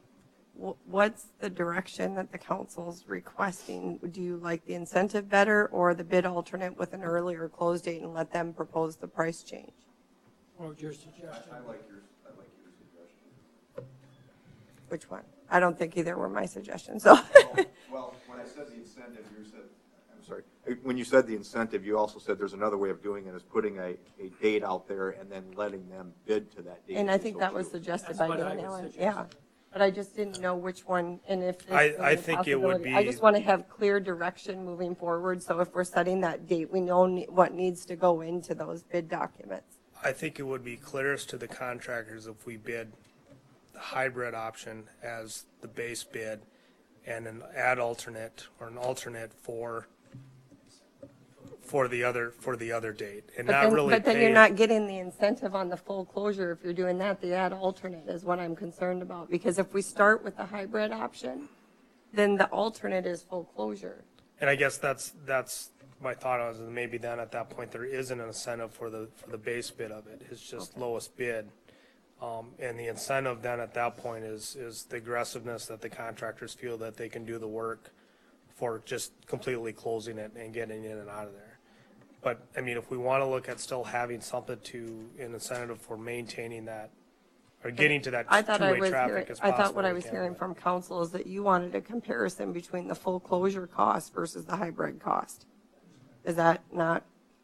Because if that's the case, you're really having kind of two Right, and alternate. that's where I think if we want to be able to just compare those two prices and what is more economical versus the other, I think you're looking at bidding the hybrid option as your base bid and your extra alternate or your ad alternate as going to the more aggressive time schedule. So then you're just leaving this $1,000 a day, $2,000 a day incentive on either one. Well, to me, at that point, we're not specifying an incentive. We're asking the contractor to specify, but we can. But you have to give them a projected end date. I mean, we have to give them a projected Well, date on the full closure, so how are they going to know? We'll bid it, we bid as the base bid would have a specified date of substantial completion of September or October 10th, and a time period at which it has to be maintained two-way traffic of, forgive me that date, June 29th. I'm lost dates now. Right. And the other one would have a substantial completion date of August 18th or 28th or whatever that date was, right? So then we're losing any, so no matter what, you're not getting the option of getting an incentive on the full closure, because if they know the only date they have to meet is that August date, they're not gonna give you there's not, the only difference is the finance, it's not And we could do earlier that. time schedule. We could do an incentive onto that one as well, but. You never know, they might come in and have that competitive to get it done sooner, and then the Well, 2 dates might be I closed. kind of feel right now with what we've got with incentives, there's the possibility, even if all we bid was the hybrid option, there's a possibility that they could come in to get that incentive and almost get to that same point. Yeah. That's You what I know. was wondering. Right. I mean, it's that time period is, I mean, it's not that much longer to go from complete closure to complete underground work with closure to completely done. I mean, that's only another 4 to 6 weeks. And I agree with exactly what you said, with one addition, that an option with the complete closure is we use a July 17th date and, Okay. and have them put that in as an alternate that they could bid on that particular closure date. So Because then you're getting okay, that earlier date, and then they'll include their cost of the increase for going faster. Right. Right. Understand, yep. And then we bid, we would look at bidding that as in the contractor's best interest. We're not going to define the dollar difference or the maximum that the alternate can be before it's no longer considered. That'll just be brought to you as an option at that time.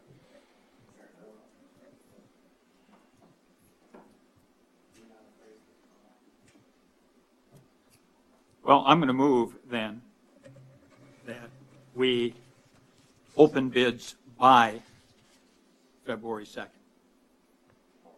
And when you say by February 2nd, If we move it ahead, that's fine. it could be earlier, Okay? with the understanding that what we've discussed, I won't try to say it again, is included in the bid. All those in favor signify by saying aye. Aye. Opposed, same sign. Motion carries. Thank you, Jeff. Since we still have quite a few people in the crowd here, I know some of them are here for the Burr Street sidewalk, so I'm going to move forward here with the two sidewalk issues, starting with item number 15 on the agenda, and that is action on resolution number R2017-77, adopting the recommendation of the sidewalk committee in relation to Burr Street snow and ice removal.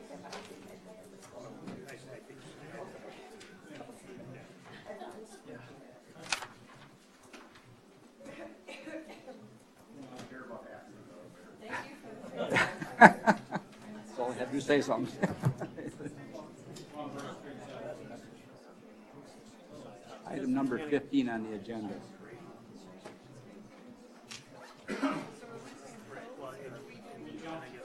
Number 15.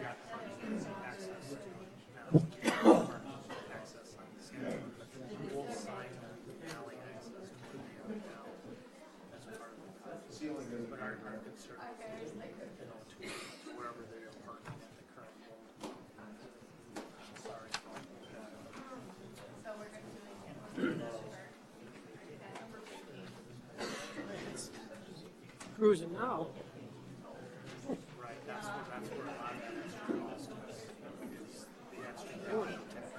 So far, we're on schedule for midnight.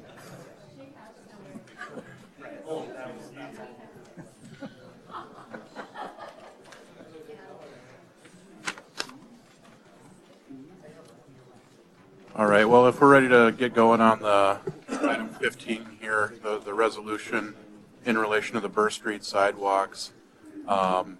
As I said in the staff report, this resolution is basically going to be effectuating the recommendation of the sidewalk committee from the last meeting, which essentially said the city should take care of everything from Havens to Spruce on Burr for the next year.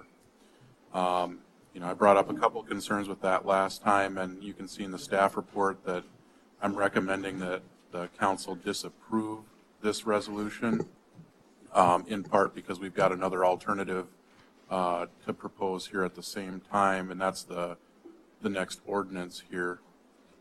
So I guess I'll open it up to you guys at this point on how you want to proceed. If you want to talk about this one first or talk about them both together. Well, I'll move to disapprove 2017-77.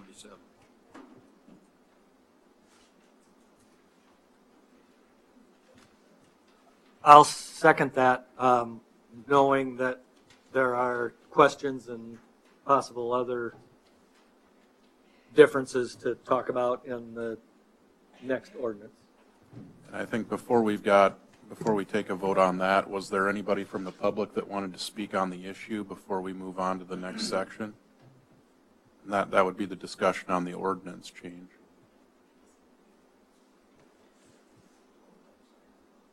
I guess hearing none. Okay.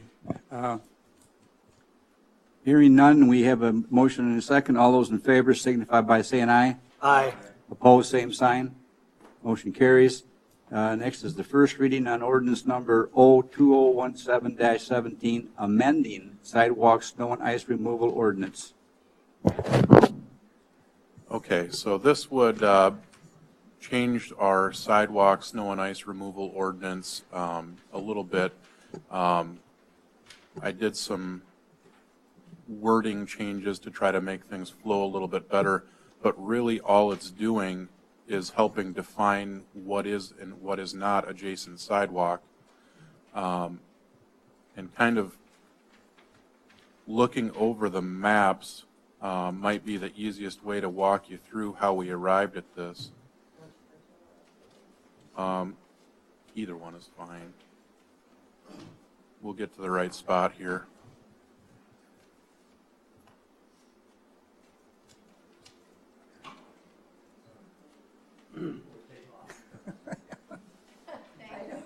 Sorry, I overshot. Marty, shut that light off there, too, the front.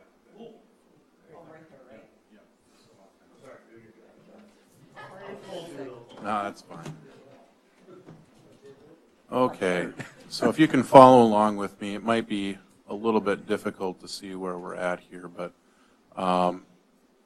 what we tried to do, and this is the old map that we presented to you last time, which was basically saying anything that didn't have an intervening structure was still going to be the property owner's responsibility.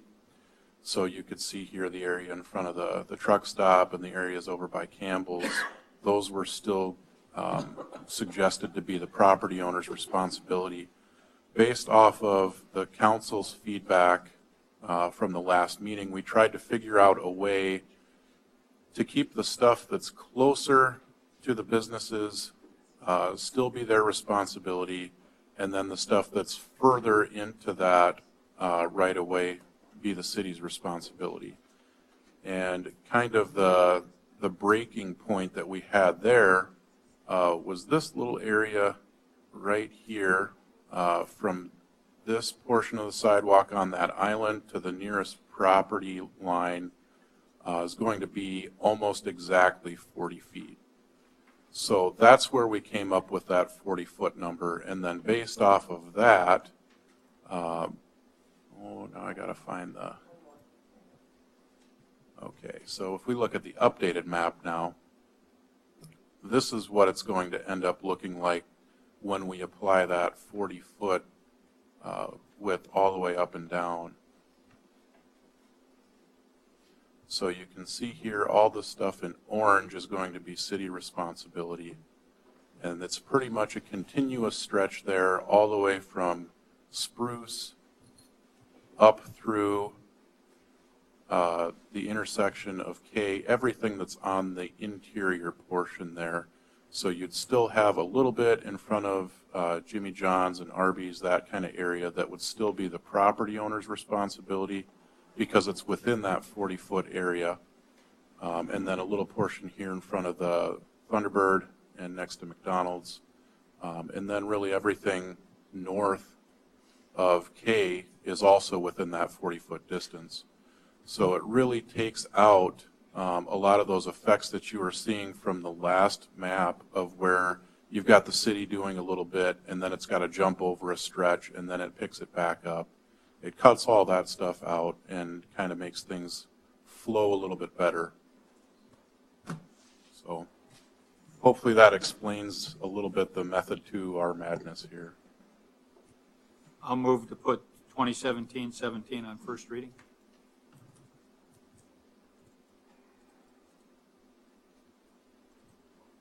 I'll second so we can get some discussion. Is there anybody that wants to address this from the audience?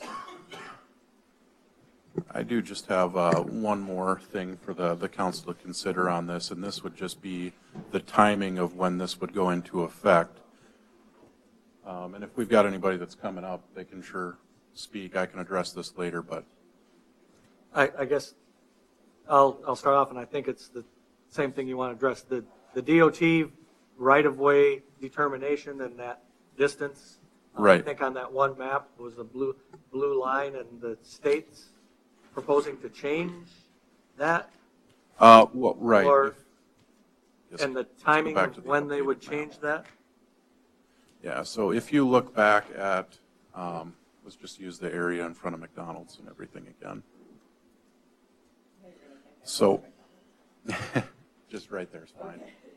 So if you see all of these blue lines that go up and down the map are going to be areas where the DOT is vacating certain portions of the right-of-way.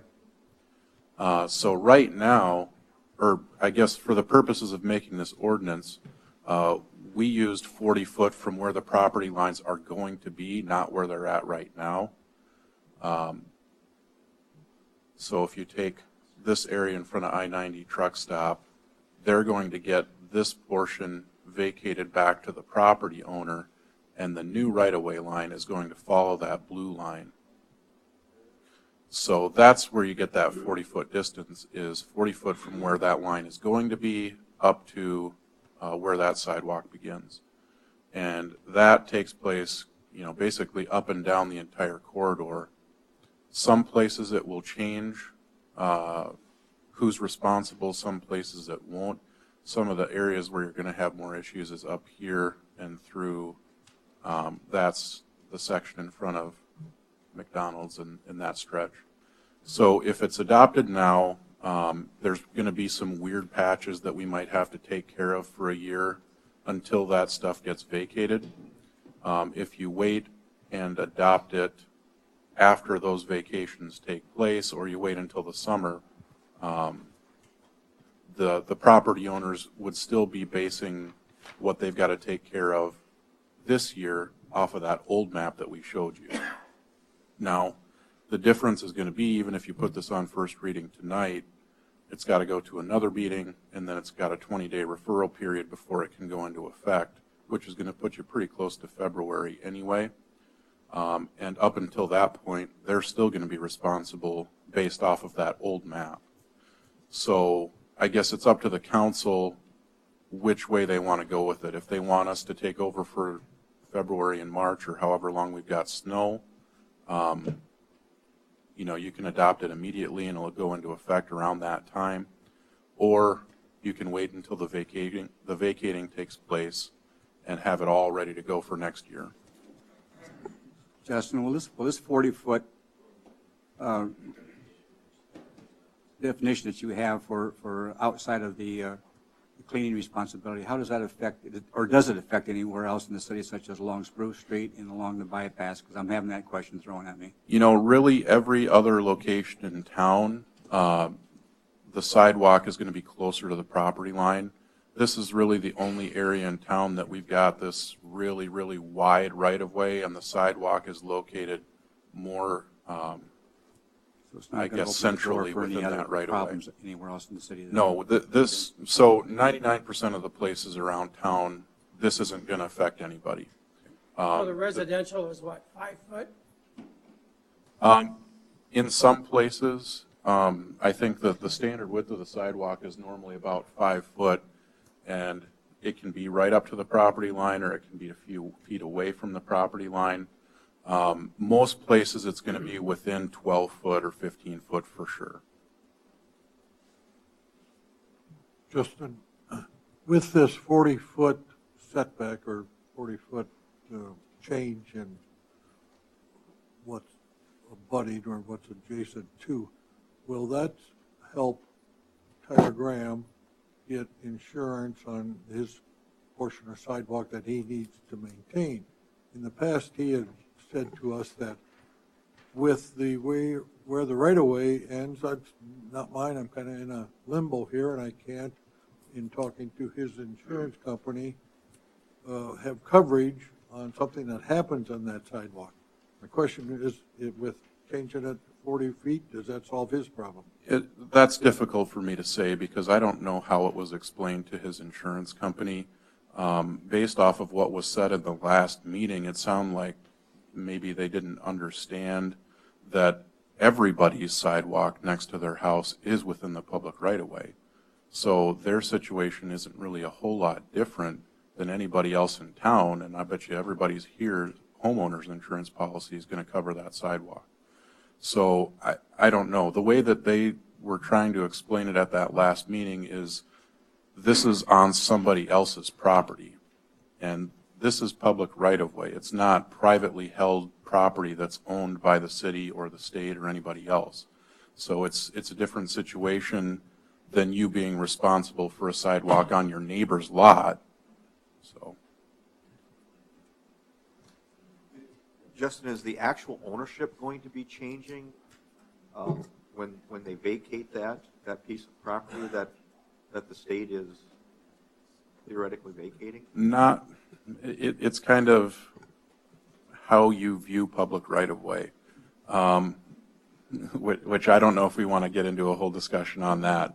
The way that I look at public right-of-way is that it's held in trust for the public's benefit. So it doesn't matter who the owner is.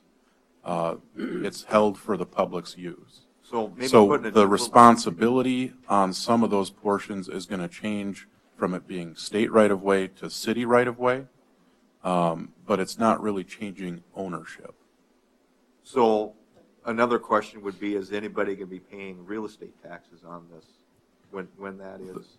And of course, it goes to the city, obviously not, but is it going to the owner? Well, or if going to the city? you're talking about the areas that are getting vacated back to the property owners, that they will end up paying real estate taxes on because it's going to become their property.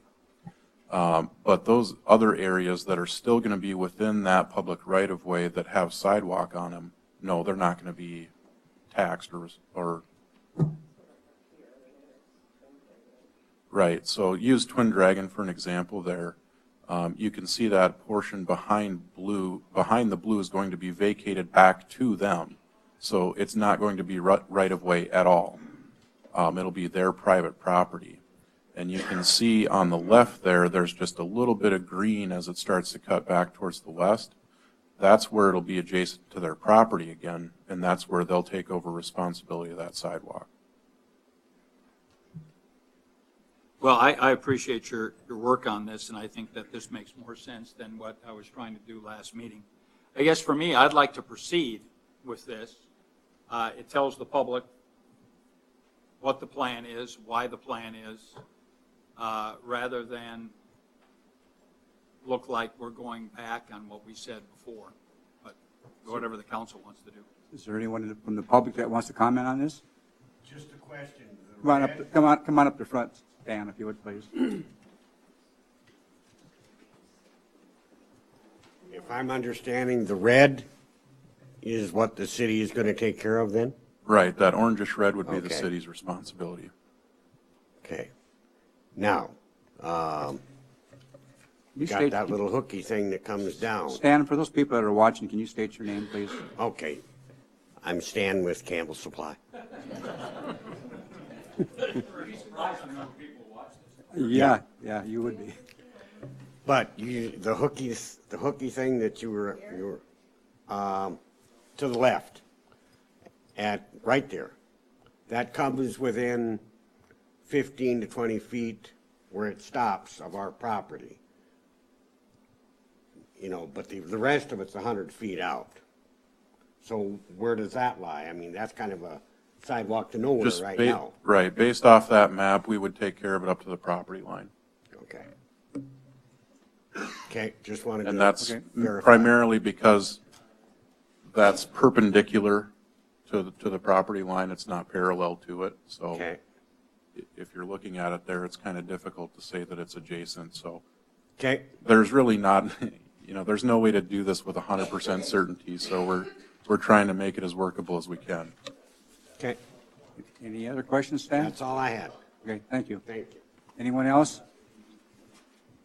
If not, we had a motion and we had a second. All those in favor signify by saying aye. Aye. Opposed, same sign. No. Carries. I think what we're going to do now is we're going to go ahead and back up to where we left off at from the start here, the beginning, and have a presentation from Pros Consulting on the master plan.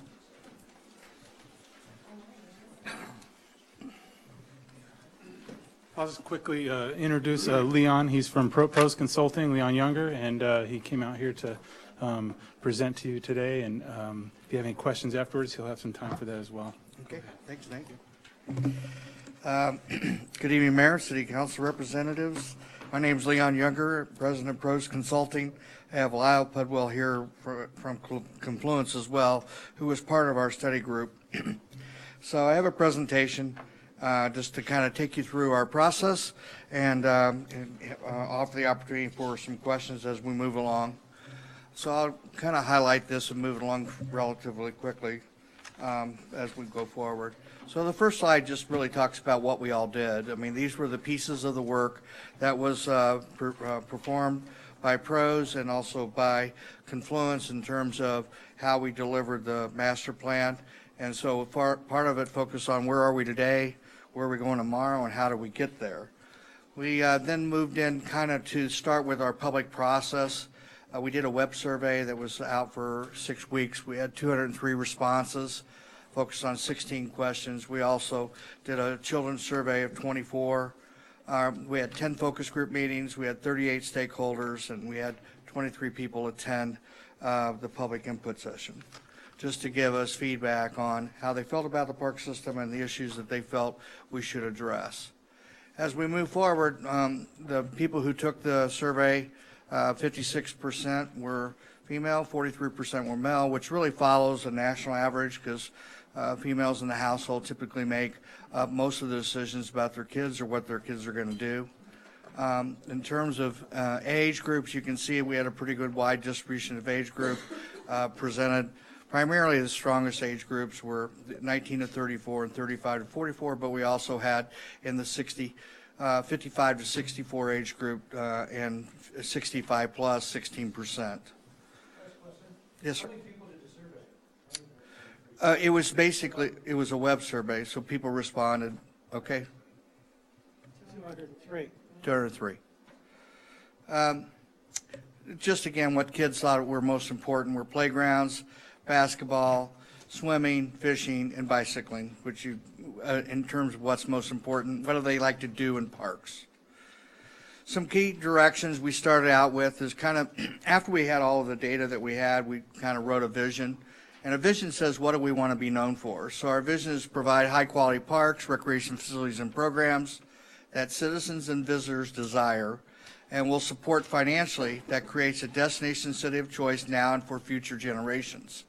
Mission says, how do we get there? So our mission is to provide the citizens of Mitchell a high-quality parks and recreation system in the most cost-effective manner, supported through reliable and sustainable funding sources that contribute to the quality of life and economic vitality of the city, because your park system has a lot of economic elements that are associated with it that really help support the city as a whole.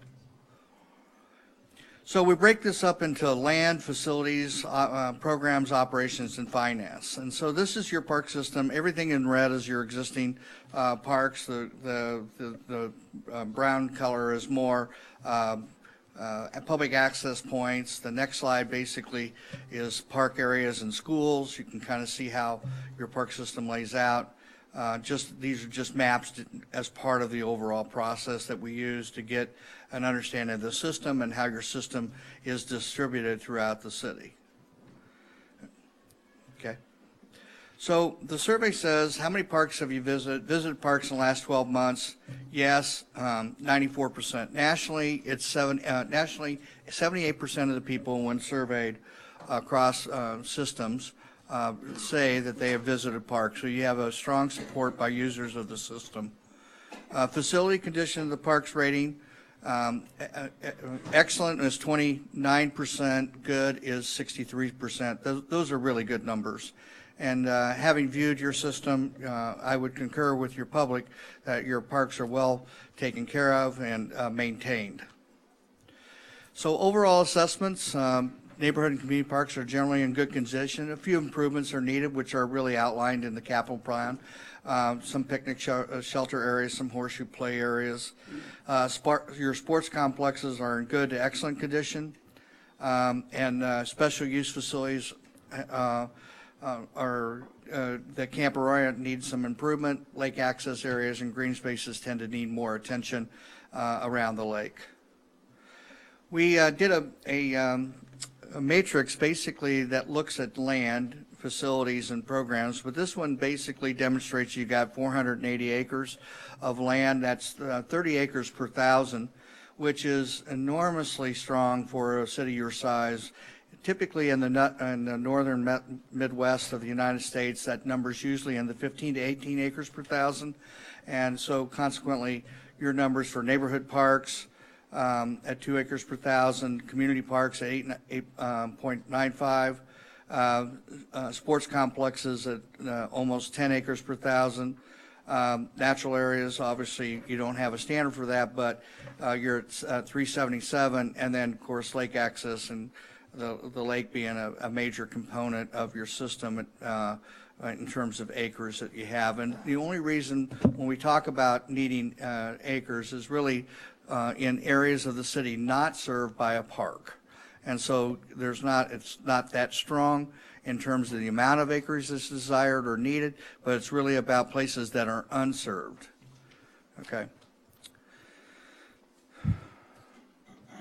The next piece is the trail miles you have.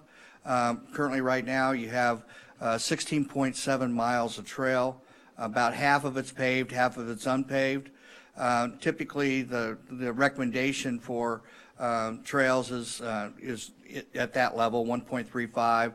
And really the needs exist mainly about connection from the lake to the community south and areas of the town that's not connected. To try to create a connected trail system is really what makes a great city is the ability to connect your system so people can walk, ride, or run safely throughout your community in a safe manner through their trail system. These equity maps are just basically demonstration maps. The larger the circle, in each one of these is, so it says 2.25 acres per thousand. So if that's, if there's 4 acres per thousand, the larger the circle demonstrates that you're serving a larger population. So each park, depending on the size and the density of the community, if it's small, you have higher density and a smaller acreage. If you're larger, you're going to serve a broader population. And all we're doing by doing this is to try to demonstrate the balance between neighborhood parks and community parks across the city. And obviously, if you live next door to a community park, it's your neighborhood park. But the recognition of that, each type of park has a different experience. So a neighborhood park is typically built around a 1-hour experience or less, has 3 or 4 amenities in it, where a community park will have a 2 to 3 hour experience and typically have 6 to 8 different amenities in the park that basically serve the community. And so, and we just want to demonstrate, as equity is a balancing issue that people talk about in any town in the country. If you could move on. So I have a quick question about that. Could we go back to that one? So should it be our goal to make those circles smaller? The ones that are larger? Well, I think when you see the whole thing, you kind of recognize, ideally, you'd want to, but the ability to buy land when you've already got a lot of land. So partially is as the town continues to grow, to always look for balance. Because your neighborhood parks are picking up kind of the middle of where your community parks are, but the intent is not try to overlay it and not try to build too much.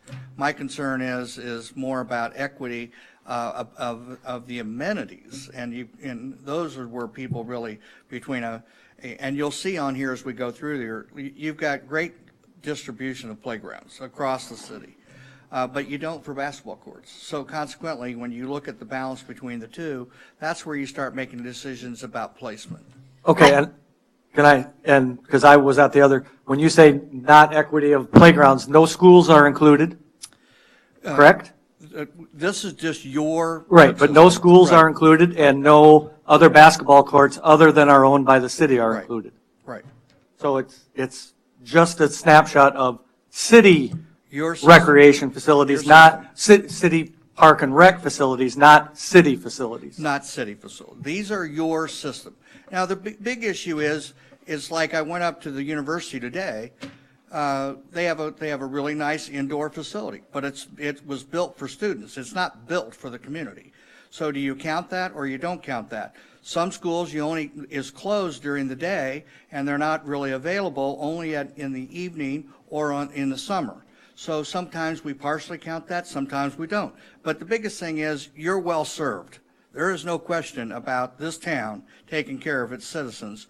You've done a great job, okay? And so my question to you is, how do we, because as our community grows and there's building that's being done to the north and building that's being done to the south, how do we make sure that in those areas, those people are being equally served? Is there, do we need to start Keep up with this mapping process.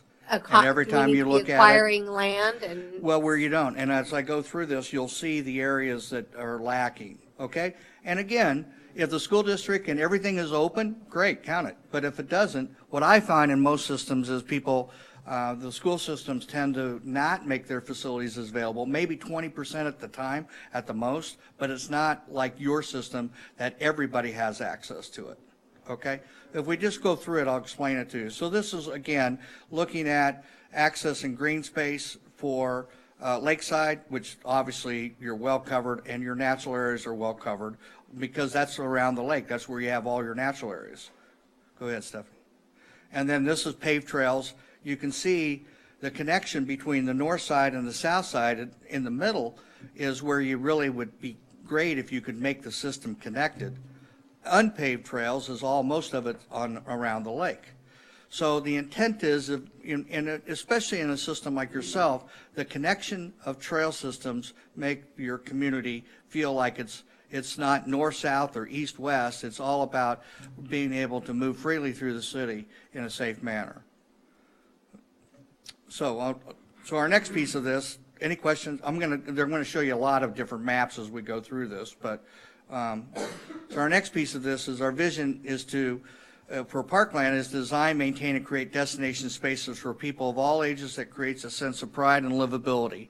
Our goal, create a quality park experience that provide great memories in a safe, clean environment for people of all ages. So to do that, leverage unique assets through proactive planning. Having a major plan for Lake Mitchell and Dry Creek Park, Dry Run Park, would be advantageous because the lake is a very powerful piece of property, but it doesn't have necessarily a real plan. It has pieces that kind of been connected over time. Your maintenance asset, right now you have a lot of assets, okay? And a lot of those assets are in different levels of condition. Some are great and really maintained and others are a little tired. And right now, what is the level of funding that you really need for parks? So aligning new amenity development with community needs, we really think the development of a connected trail system is in your best favor. Update the park and trail amenities where they're needed, and that's not a lot, believe me, and develop accessibility plan for current and future parks, mainly from the standpoint as people get older in your community, the ability to handle people with wheelchairs and walkers and things like that are a bigger issue. And that's being faced across the United States now. And then implement the lake improvements. I know there's been a lake plan done, and that's going to take a while to do, but the intent is that's a really strong component. All parks and trails meet consistent standards for design. Right now, you don't really have design standards, but we put some design standards in your plan, mainly to help build consistency across the system. And then you've got some branding signs that are good in some places, and some places they're bad. And we really recommend a complete signage package for the entire park system, and actually articulating what and how to sign the park as whether it's a neighborhood or community park that helps people differentiate what actually will occur in the park. And then following the level of service standards over time, where areas aren't being served, including South Mitchell, because parts of that community area, all the maps don't really demonstrate access for parks there. And then market quality of Parks and Recreation Mitchell as an economic tool, because you have some incredible facilities that are definitely economic drivers for this community. And the big thing is you serve a much bigger audience than just Mitchell. And I think that gets lost in the whole mix of this, because you're really a regional city that has a much bigger usage, and the city, the residents are paying for it, but a lot of people benefit outside of it. So in their facilities, the survey said that organizations used for indoor and outdoor recreation, almost 72%, you're the first choice, the school district second, private clubs, health, fitness, tennis, golf, third, private not-for-profit sports leagues, 38%, churches, 32%, county park system, 15%, and homeowners association, small too. And then when you look at your amenities, and here again, you've got really good amenities, not a lot of needs. Basketball courts are probably the biggest need, because I think you have two. And so consequently, the rest of it in terms of a splash pad would give some relief and an opportunity for the future if you thought that was appropriate. But everything else you're doing enormously well in, and as long as you keep up the assets, then take care of what you already own, okay? And again, you can see here where your ball fields are located in certain areas of the town. Multi-purpose soccer fields, you've got a great soccer complexes, 2 locations. Next slide. Just looking at your playgrounds, well served except for in the lower part of the city. Picnic shelters, again, really well served, well distribution. Basketball courts, that just shows you where the 2 you have. Again, if the school district has their courts available and they're open to the public, great. And, you know, to a certain extent, if you felt like we should add them because you think they are, we'll do it. And then the tennis courts, well served by tennis. Okay? And then dog parks, again, you've got the one dog park which serves the community, as well as the skate park serves the community. Sand volleyball serves the entire community. And outdoor pools, you have the one facility, it's a great facility. And then your indoor recreation center now, which serves, and your indoor aquatic facility, again, serves the full population based on the size of the facility. So our vision for recreation is maintain the facilities we have through effective programming and equitable partnerships to achieve financial sustainability for each facility and the park system in general. Create and implement quality recreation facilities that support core programs, because programs drive all the energy in the facilities, whether they're youth or adults, while meeting the cost recovery goal desired. Recommendations on facilities ensure prices are strategic, sustainable, and accessible to all residents. So update the partnership agreements. I know you've gone through a lot of that over this last year to reflect the true cost of the service of maintaining and upkeep of existing partnership use facilities. Price services correctly based on cost recovery goals. Currently, right now, your system operates about 28% cost recovery. Okay. Okay, and then invest in capital improvements for both deferred maintenance and future needs. Some of those are already outlined in the capital improvement plan in the report. Develop and maintain enhanced facilities to continue to draw regional interest. Business plans for your sports complexes in Lake Mitchell, because both of them are major attractions. And then I think that you have an enormous capability of making sports tourism a bigger part of your message here in the community, because you have some really great facilities. And then keep all equipment and amenities repaired to avoid concurrent costs of deferred maintenance, which occurs in a couple of your facilities. Invest in the capital budget to take care of that. Follow asset management plan. Right now, you know, with a new aquatic center, the existing community center, I know that there's been discussions about updating that to mirror the 2 together. which I think would really add value to the overall facility and last for another 50 years, because an indoor pool will last that long. An indoor pool taken care of will last 50 years. And provide staff with appropriate equipment to keep assets in best condition. Enhance your community center to match quality of the new center, and then really develop program and facility plans, because that way you're maximizing the use of the facilities, and the efficiency that comes out of it really draws consistently new people to your facilities, and that's what you're trying to do. In terms of programs, people rated your programs as either excellent, 16.7%, good at 49%. That's a really good number in terms of how people look at your programs. Importance of programs, youth sports, obviously based on the facilities you have in your town, you would expect that. Adult sports at 43%. Very important, somewhat important. Youth before and after school programs. Today I was at the community center. All the rooms were used by after school folks and summer camps. Youth arts and theater program, nature education, winter sports. Those are what people feel are important or somewhat important.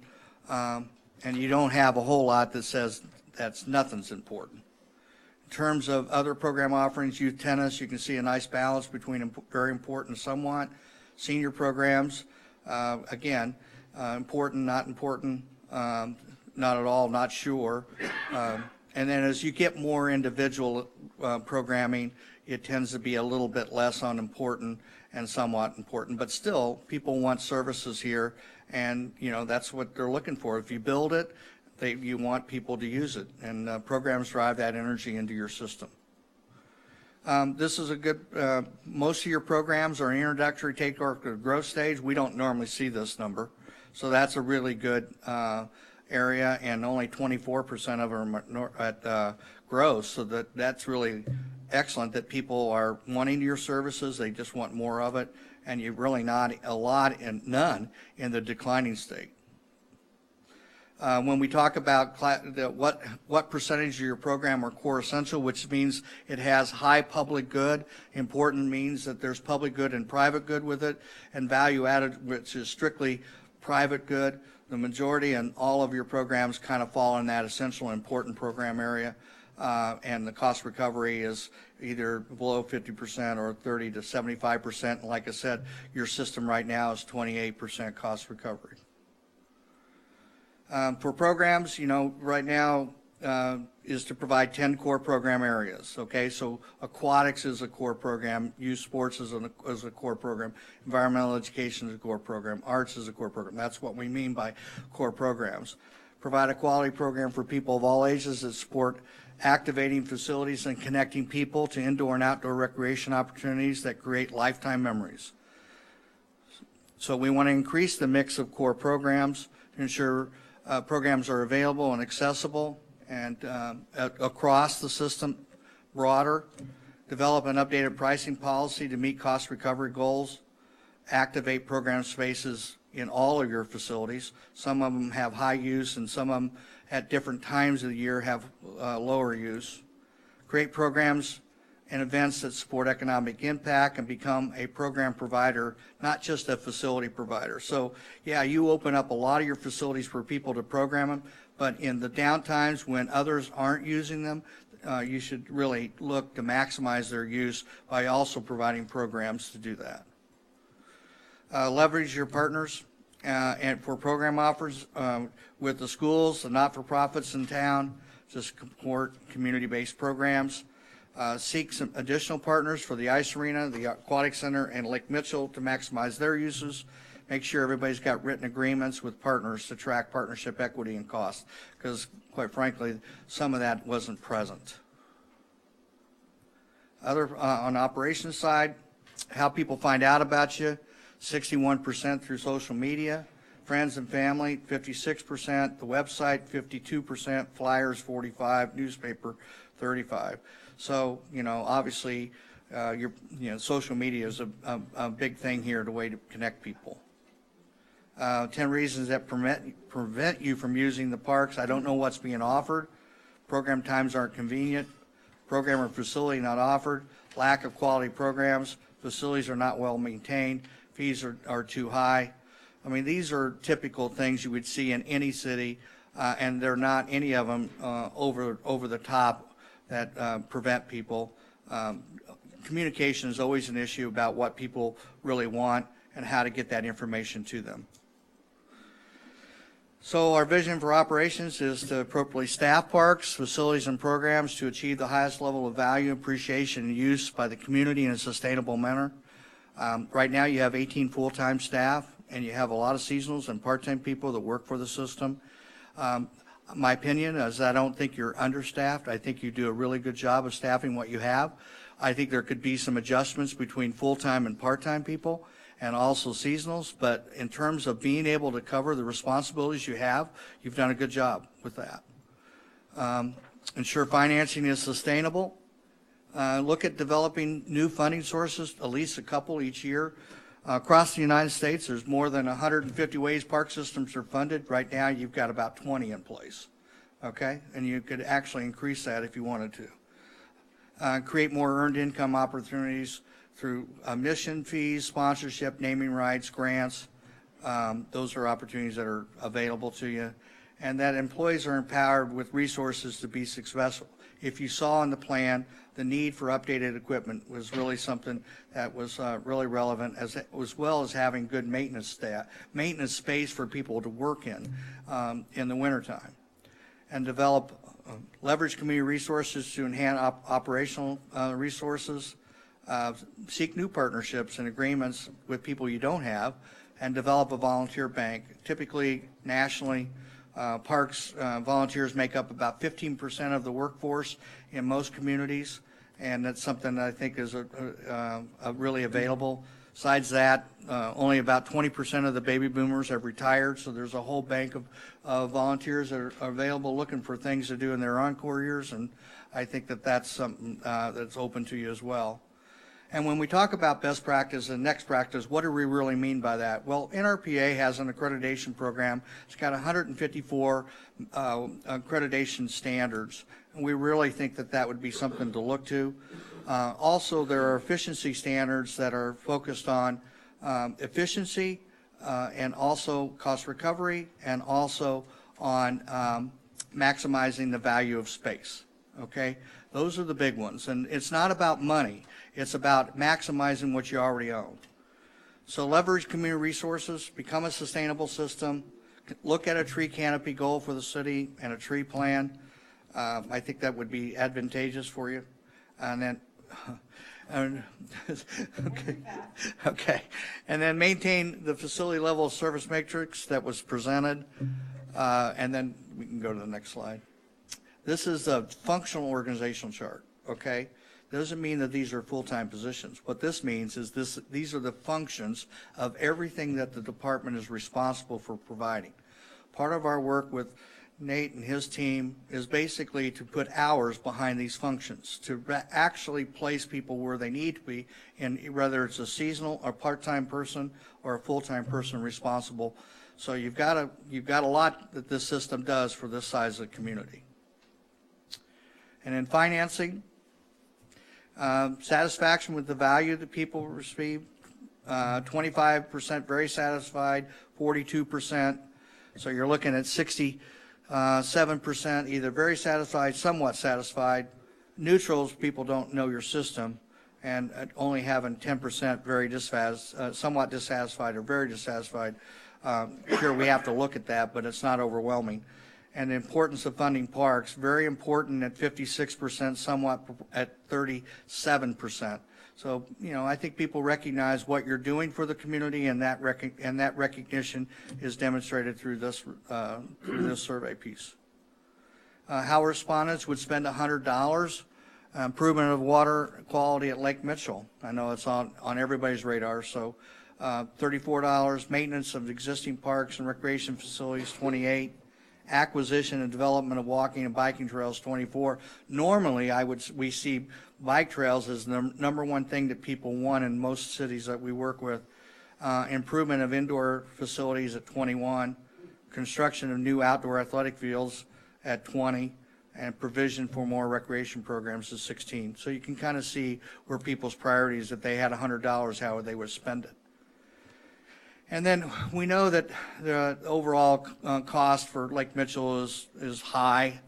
The discussion about whether there are lights at Caldwell or not, I think the big thing there is that, you know, you have metal halides. They're going to stop making that bulb. So eventually you're going to have to move to that, whether you do it now or whether you do it. If you replace metal halides with metal halides, there's still going to be a bulb that's going to go out. Okay, it's just on its way out. Pedestrian bridge, lazy river at the aquatic center. That's just an added value if you wanted to go there. And we've talked about the recreation center remodel because to balance the new aquatic center. But the real dollars are in the $6 million over, and you've been spending about $630,000 a year now. The ability to continue to move in that direction and support the system's deferred maintenance and asset management needs, I think is advantageous for you to do it because you've got a great system and you don't want to see it get tired quick. That's the big. Yeah, that was just identified in the transportation plan, and we incorporated anything that was done in the past into the plan. So over the railroad tracks. South of here. Yeah, it was in the transportation plan. Yeah. Okay. Just so you know, if you talk about per capita spending, this is comparisons. These are the communities that are kind of in your category, what you're spending right now. Of course, most people don't have a Lake Mitchell that they're taking care of, but you can see kind of where you are in relationship to cost recovery as well as per capita spending. And again, I think you've made an investment. You've got a good park system, and I think the investment, you're getting a lot out of what you're doing. Okay? And just kind of top funding issues, apply for the water quality improvement grants. I know you're doing it already, but you're going to need a lot of them. Develop cost recovery reports with all partners so everybody understands what you're putting into them and what they're helping for you and what that equity looks like. Set a goal. I really believe that you could be at 50% cost recovery if you wanted to. Because you have so many revenue producing facilities. Cost benefit analysis on all capital projects. Every time you do a capital project, what's the cost benefit so that the community and all of the elected officials and everybody understands what you get for that. And then having agreements with all organizations who use city facilities, review ticket price options for sports complexes, especially on major tournaments, review parking fee options because that's for special events, hire a private sponsorship contractor, people that help you raise money. That's not something that most people in the park and recreation people do, or sponsorship at the rec center or at the aquatic center because those are all available to you. And you've done a good job because your soccer complex has a major a bottling company that's is the naming rights on that facility. Okay. And then on financing is to ensure long-term financial sustainability through short and long-term capital and operational planning, identification of potential funding sources, and fiscal responsibility to the public that supports financial principles. So model fiscal responsibility, accountability, integrity to be a sustainable park system. And I know that the team that you have in place is doing that now. I talked about adding 2 new funding sources. Trying to identify 10 to 12 new sources would help offset outside of taxes. Look at researching feasibility of those funding sources, and then prioritize 3 or 4 to pursue over the next 5 years to continue to help operate. And then consistently update and track progress on deferred maintenance. And that I keep going back to that because you have so many assets that run down quickly. When you have that much pressure on using these facilities, they wear down. And the important thing is to keep them well maintained, not just on the capital side, but also on the maintenance side, and managing equipment life cycle, train and empower maintenance crew leaders to provide input into maintenance need and the equipment list that they actually get equipment to buy. And then reevaluate user fees and partnership agreements.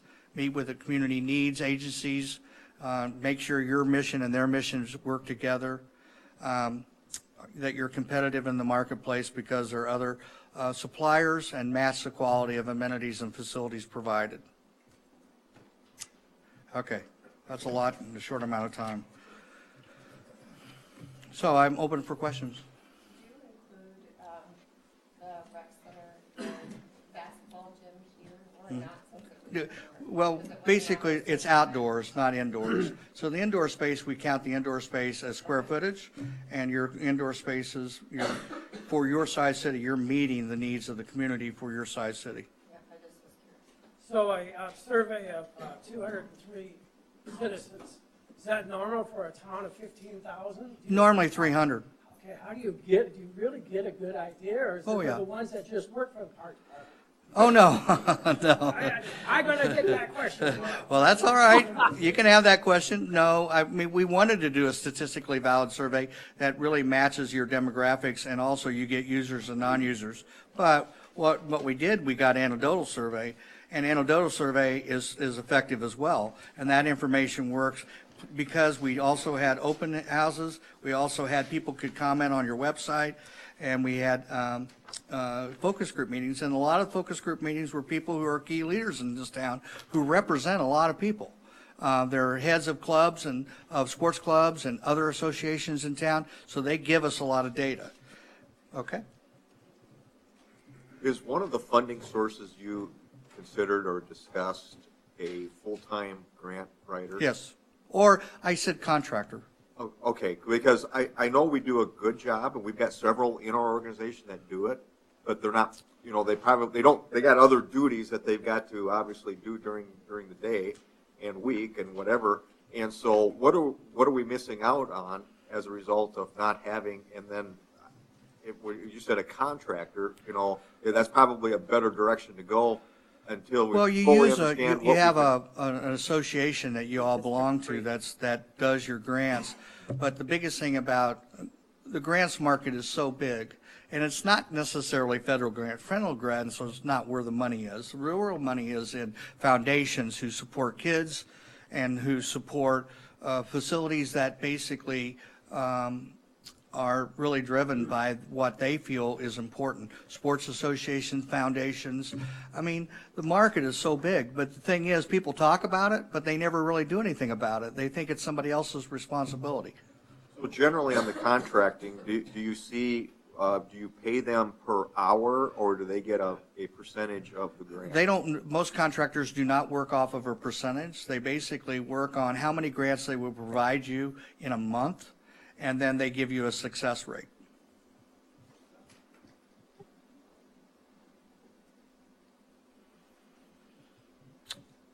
Mayor, any comments?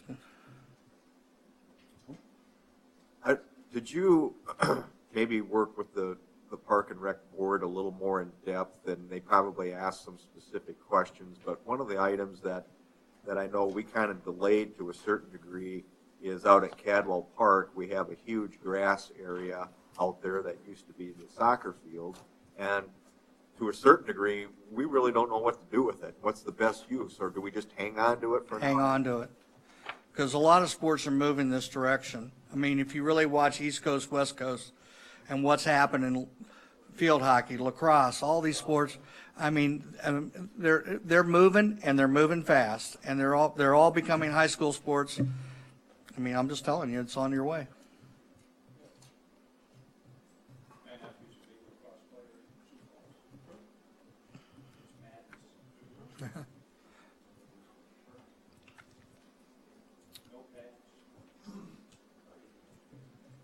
Does anything surprise you about your park system? One of the things that we, as council people, have to struggle a little bit with is we are competing against private business. And, I was in Mitchell when the rec center was the only game in town.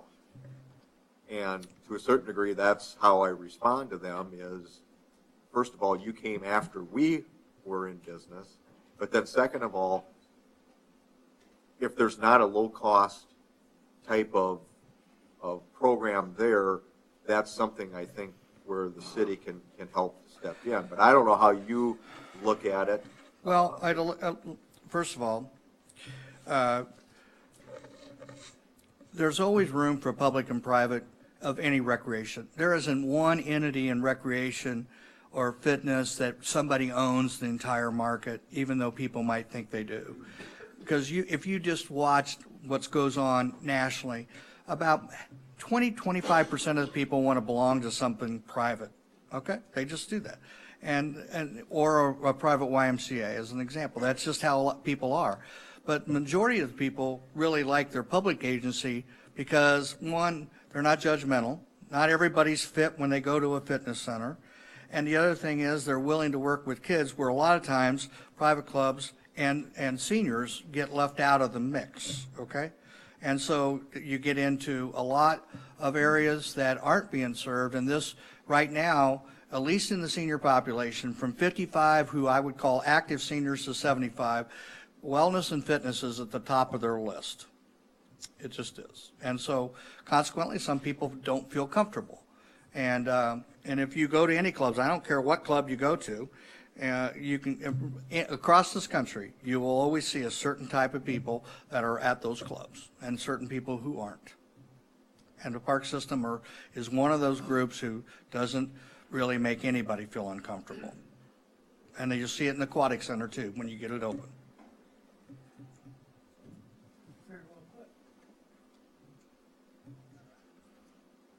Anything else that bug you?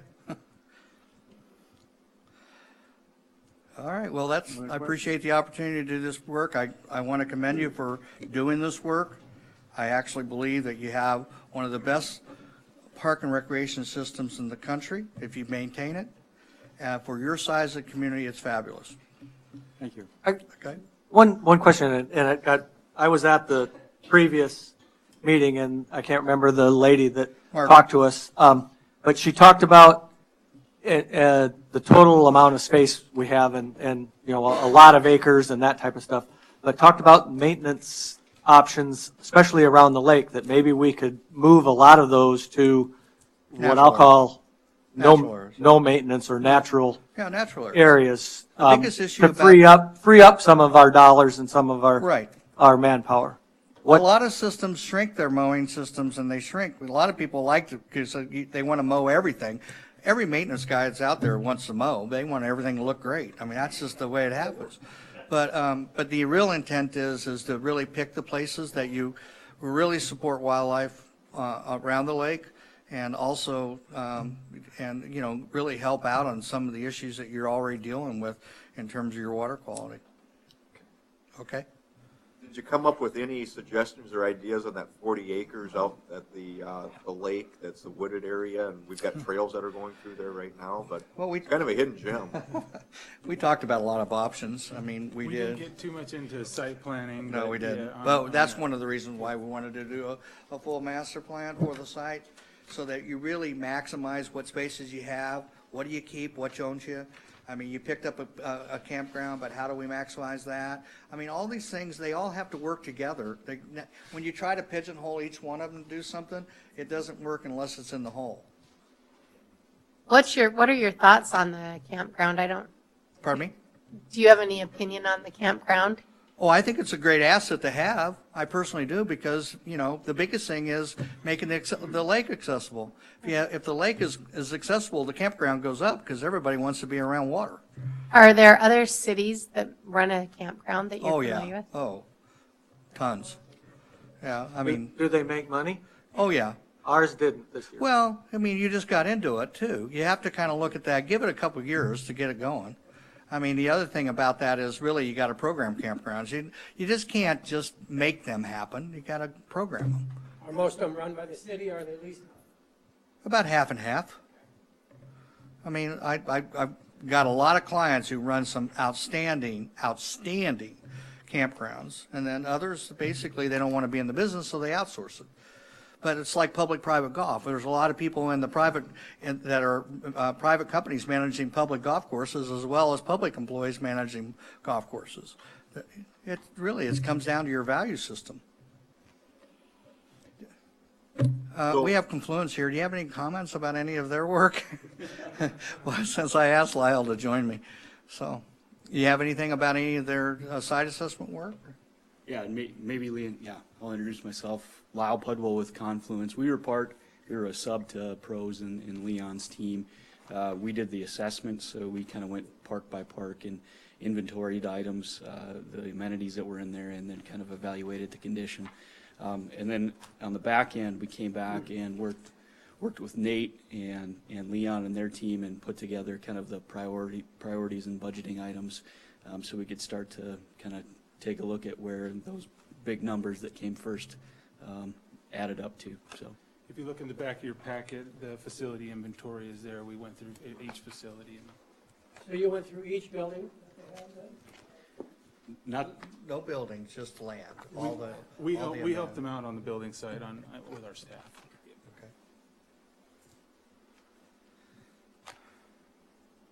So Nate, what's kind of we go from here, obviously, it was something that I think the council, we obviously decided to move forward with it, and we saw the value. So how do you think you will work with the Park and Rec committee and staff at this point, and how you think it would be best laid out? Yeah, from here, next month, we're going to adopt it with the Parks Board. If there's any comments or any changes we need to make from this, from the council today, we could do that. If you're good with the way it is, we can move forward and present that to the board and go into adoption. And then we just start implementing. A lot of the things that we've been implementing this year were as a result of the master plan, working through the process. So we've already started implementing several of these, particularly the funding strategies and looking for grants and working with District 3. So we started that up, and the Pepsi agreement for the slide. Those things were all part of coming out of this plan. So we've been working on it. As I learned through the process, we started working on those things. So, and we'll just continue to implement what has been written here. It's going to help us in our budget process because we're not going to be asking for things just for the sake of asking for them. We'll have something to back it up, and it'll really help us at budget time as well. So. And Nate, is the capital plan included in the full printout? Yeah, the capital plan is in here, and You guys would yeah. probably be interested in looking at what that is too, moving forward. And Nate, on the back of the book here, you have your strategic visioning plan. The way that's laid out, is that your list of priorities in that order, or you got to develop that priority list? Yeah, we're going to develop that. I've got to put in the who's responsible, the dates, and I'll be working with Leon this month. We'll put a timetable on these Yep, strategic goals. and that'll be presented to the board next month. Yep. So you're really not done yet. We just have to finish up the implementation plan, and part of that is to have Nate decide when you want to start those pieces, because it's kind of his scorecard for you, so that you can demonstrate what he got done each year. This is a 5-year plan. It's not like you're trying to do this tomorrow, but what are you going to try to accomplish? And then our role is to wrap it up, is to put the performance indicators in there, so everything is outcome-based. It's not just we're going to do to what level and to what outcome are you trying to achieve. Okay. So I'll pose the same question to Stephanie. So you kind of see some things here, or obviously you talked in favor of it as we were discussing it. Well, I think it's generated at least a lot of conversation with Nate and I, and looking at the funding strategies and what the capital needs are. I think it's going to be a very valuable tool for the department moving forward, and your board giving direction on, people come in and say, we need this. Well, this gives us the validated whether it's a want or a need, and where our needs truly do exist within our system. So I guess that's the overarching positive. And we'll still take every request on a case-by-case basis. We'll look at it thoroughly, so. It's a good roadmap as to how to get there, Nate. You beat Marty on that one. He wants the restroom. Okay. All right. All right, thank you very Any more much for questions? this. No? Thank you very much. Yeah, appreciate the opportunity to work with you. Thank you. It's a nice roadmap. Thank you. Okay, we're going to, pardon? Yeah, we're going to move back to 13 right now. Okay, action to approve agreement number A2017-32 develop NG 911 GIS datasets. This will be done through our 911 funding if you approve it. We're asking that part of it could be done this year on leftover funding, and then the second half could be paid next year out of reserve 911 reserve funds. This is needed to complete the next generation 911 system, which is due to go into place next year. This was going to be done by an in-house employee who recently left. Therefore, we feel we need to contract this out. I just want to add, it's a service District 3 provides to many cities or 911 centers, whether it's county or city. It is quite a task to put the information together, so even if our employee hadn't left, I don't know if he would have had the time to dedicate just to this project for 3 months or whatever it would take to get it done. So. My only question, so District 3 does this for others? Okay, that was my only. We do this every year, don't we, with them? No. No? No, this is a new for next gen 911. Move to approve. Second. All those in favor signify by saying aye. Aye. Opposed, same sign. Motion carries. Action on resolution R2017-76, a plat of Lot 9, Block 5 of Woodland Heights, First Edition, a subdivision of Lot 2, Cranes Edition in the southeast quarter of Section 34, T103 North, R60 west of the 5th PM, City of Mitchell, Davidson County, South Dakota. This was presented to the Planning Commission at their last regular meeting, and they recommend approval. This is in the Ethan Lumber project that's just south of town. And you probably recall, I believe there's like we've had about 5 lots out of that little area already this year, so. Said it would be nice if we had an updated aerial view of Yeah. this so that we could see as we go what the Yeah. progress is. Yeah, so you could see if they have a number, those are the ones that I believe are already been identified. So they have a master plan drawn out of all the lots, and they're starting to really fill them in pretty well. So. This is one area where we don't have a park. Move to approve. Second. All those in favor signify by saying aye. Aye. Opposed, same sign. Motion carries.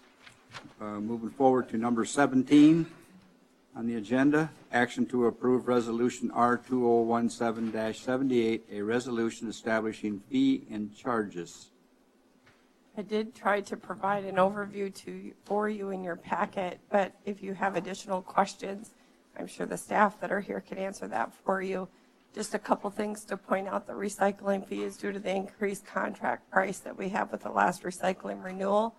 The garbage collection, council had an earlier discussion about wanting to increase that fee that we charge for the additional bags because it was $1 per bag before. And visiting with Kevin, the street superintendent, this was a recommendation his department came up with.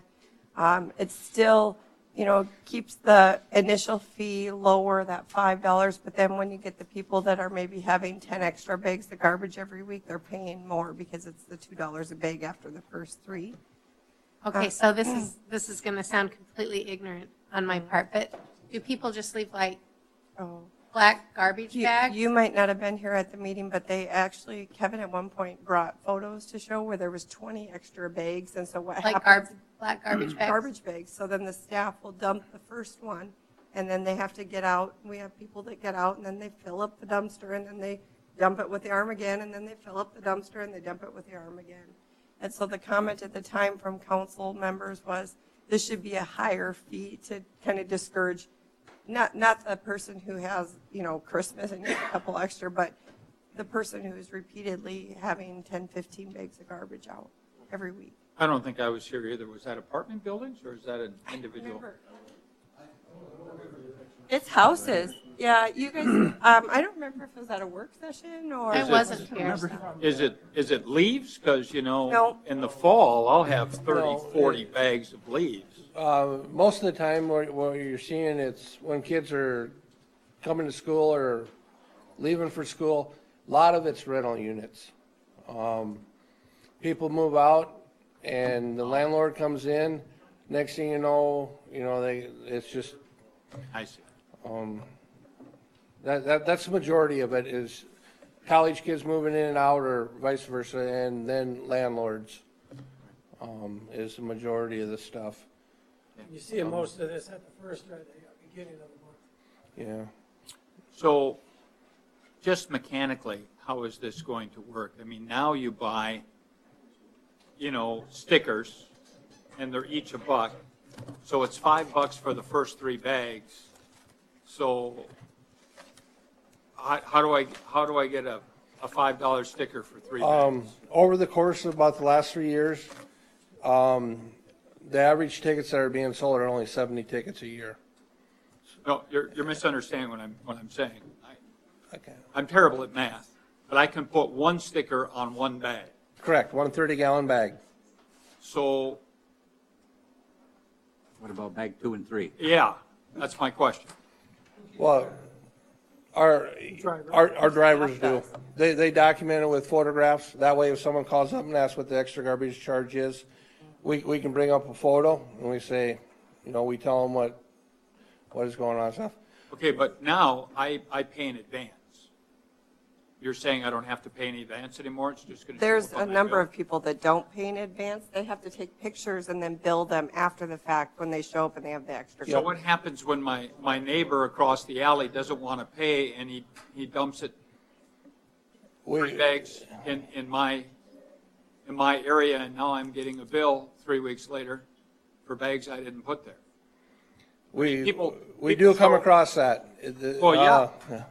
We You're gonna can't come prove across it even more. We can't prove it, and the landowner really can't prove it. Sometimes we just, depending on what it is, we'll look at the picture and we'll just waive the fee. I mean, because we can't say that Steve went over to your house and filled your can up, and that week you only had 1 bag of garbage, and you went out, Steve filled your can up, and so you just say yours next. We're gonna take a picture of it and charge you $1. But a lot of times you're going to call us and say, well, my neighbor filled my can up and I only had 1 bag. We'll probably waive the fee. I don't think you're ever going to collect that. And I was corrected. This was actually a year ago that we had the discussion, and this is just solely being proposed at the direction the last time you guys gave. So if you don't want to increase the fee, you can certainly remove that part from the resolution. No, as I mean, well. increasing the fee doesn't bother me, but what bothers me is right now, if I'm going to have additional bags, I put that little fluorescent green sticker on. Yep. And it doesn't matter if somebody picks up that bag and puts it somewhere else. I paid for that bag. Yep. But if I'm not going to have a fluorescent green sticker, then if I have 20 bags, I'm dropping 3 bags here, I'm dropping 3 bags there, and you can't tell me that's not going to happen, because I've seen that happen other places. I was just in Washington, D.C., about got hit by a guy who threw a bag out as I was walking by Arlington National Cemetery. Yeah. Why aren't we going to have stickers on the bags? I guess that's kind of what I was touching on just a little bit there. In the last 3 years, each year, there's only been about $71 stickers sold. So nobody really uses the sticker thing. That's why we were going to leave the stickers at Well, then don't pick them up. No. We, Right. I was going to say, I think for $1, it's a lot of. I was going to ask you, a majority It's a lot of work the for customers $1. that we service clearly don't use stickers. Nobody does. Yeah. And they just know that it's going to be on their bill at a later date. And I'm going to speak up as one of those people. When my container is full, and I have a family of 5 at home, when it's full, I'm going to set bags next to the container. I know I'm going to get an upcharge, and I probably have one every month, to be honest with you. I'm fine to pay with it. If this needs to go up, it needs to go up, but it's just something that, has to be done. My thought would be maybe I need to take a look at buying 2 containers because of my family size. And some other people might have to consider that too, if it's a better way to do that, considering how many days. But I'll tell you one thing, the last thing I want to do is get into is buying stickers because I can't tell you the issues I'd have with that. Just charge me what you need to charge me. If there's 5 bags, charge me what you need to charge me. And what we do is, Mel, you have some extra garbage. You have an extra charge this month. We, right away on your next bill, we will notify you that you're having extra garbage charges every time we pick up your garbage. We look at we'll pull your file. We'll look, Mel, you got a 30-gallon. Do you want to go pay an extra $1 a month and go to a 60-gallon? Or do you got a 60-gallon? Do you need to go to a 90-gallon? Do you got a 90 and you need 2 90s? We got a lot of people that have 2 cans. We got some people that have 3 cans. But just to touch base on something here, what I'm going to, this is since 2015. 2015, this is at $1 charges. 2015, we had over $7,740 in extra garbage. 2016, $7,900. 2017, to date, we're almost at $7,000. That's at $1. I guess I didn't realize putting it out without a sticker wasn't an option. But I think what, in your case, what you're talking about, I think there's just a lot of people that get a $1 or $2 extra charge on their thing. Since your water and your garbage bills are pretty much combined, they're on the same thing. You don't notice $1 here, $2 there. People don't notice that. Right. And so they continue to do it. The ones that we're noticing quite a bit, like I said, are landlords that people move out, and if you move out of a house, sometimes there could be a dumpster load or more, and that stuff ends up outside on the containers, and then we go in, and then at that time we charge like $30 for a pickup size load.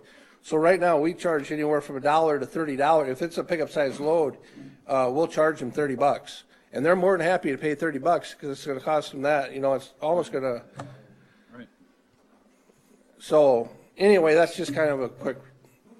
I'm glad you're doing it, because if not, it ends up in the county. And it does. It will end up ditching. We do pick up, I'm responsible for picking up the ditches from here all the way out to the landfill on quite a few of the county roads, and that includes going out into the fields of some of these farmers and picking up the white bags and everything. We have a guy do that every week. Yeah, we're responsible for all the county roads and everything, picking them up. Question I have is, just to reiterate again, so currently right now, if I have 10 bags of garbage next to my garbage can, what is my charge going to be from the driver? If you got 10 bags, you're going to get charged $5 for the first 3 bags, and an additional $7, so $12. So currently, that's what it is? No, currently right now, if you had 10 bags laying out there, say you got a 30-gallon container. Yep. It's one. We fill it up. Okay, we dump your first one. Whatever it takes to fill the next one up, it's $1 just to dump that.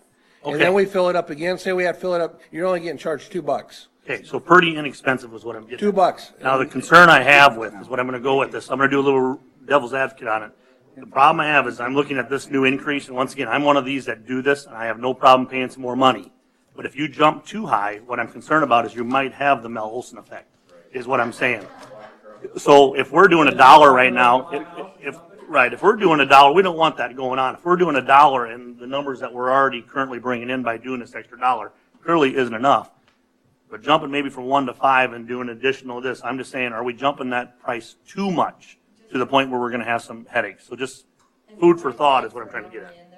Well, a 30-gallon container, you can usually run 3, 4 30-gallon bags into it, which is a typical husband and wife or us, Yep. When you get into a family that has 1 or 2 kids, a lot of people are at 90-gallon containers, and that's usually sufficient. So it makes sense to, instead of doing the per dump comparison, to do something per bag, because if you have a big 90-gallon like I do, you're getting, 6 bags of garbage or 7 bags of garbage, and if they're doing you have staff that have to get out of the truck and fill up the thing. And Yeah, and I'm just saying is the point that I'm just saying, are we going to jump too much?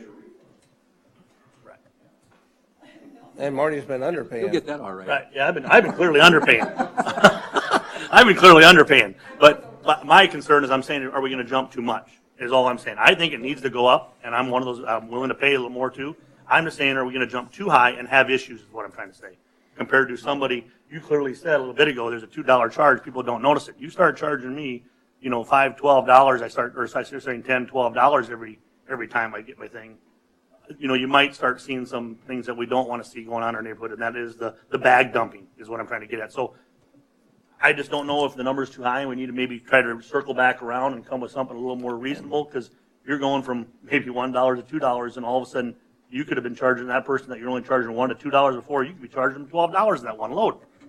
And that's once a week. All of a sudden they're paying another $40 a month. We are going to have some sad people.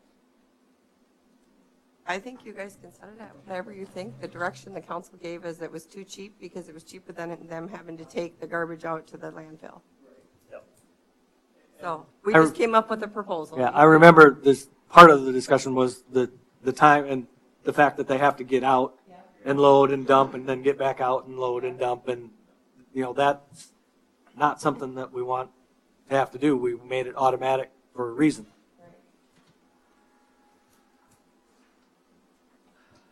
So, Marty, what do you think? It's $5 for the first 3 and $2 they have to change that to $3 for the first 3 and $1 per bag after that? Yeah, and that's actually a number that I was sort of jumping at me, and the reason why is, obviously, we can always change this thing. If we just go up by an increment of what you just recommended there, let's try it for a year, let him track the numbers, the dollars it brings in, is it worth it? And if it needs to go up higher after that, then we can go ahead and do it, but I'm just scared of jumping too high too quick. This is bags outside of the container. Outside. Right. And just to clarify, we're talking about bags now versus dumps. Correct. So like if.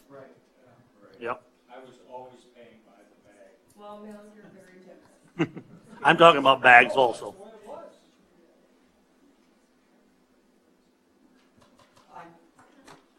Yep. What do you think? I understand what you're saying, Marty. Yep. I just don't Yeah, want you to get make into it a too bag high, dumping. and we're gonna have people throwing it. They're gonna look at it someplace like, else, wow, that's so 12 somebody bucks can right there. pick it up. You're darn right, Mel. We're gonna have that. That's what I'm concerned about, is that people are gonna look at it like they're gonna add that number up, and I'm gonna get rid of that at the neighbors. You realize if you say $3 for the first 3 bags and $1 bag after that, you're really saying $1 a bag. It's just the fact that they put one bag down, they're gonna get a $3 charge. Say $2 for the first 3 bags and $1 a bag after that. So you can have 3 for $2. So isn't that less than what we're currently charging? No, because No. Charging by the dump. Dump. And how many? You get 5 bags probably in the dump. Yeah, everybody in town was paying by the dump except for me. I was paying by the bag. Thanks for offsetting mine.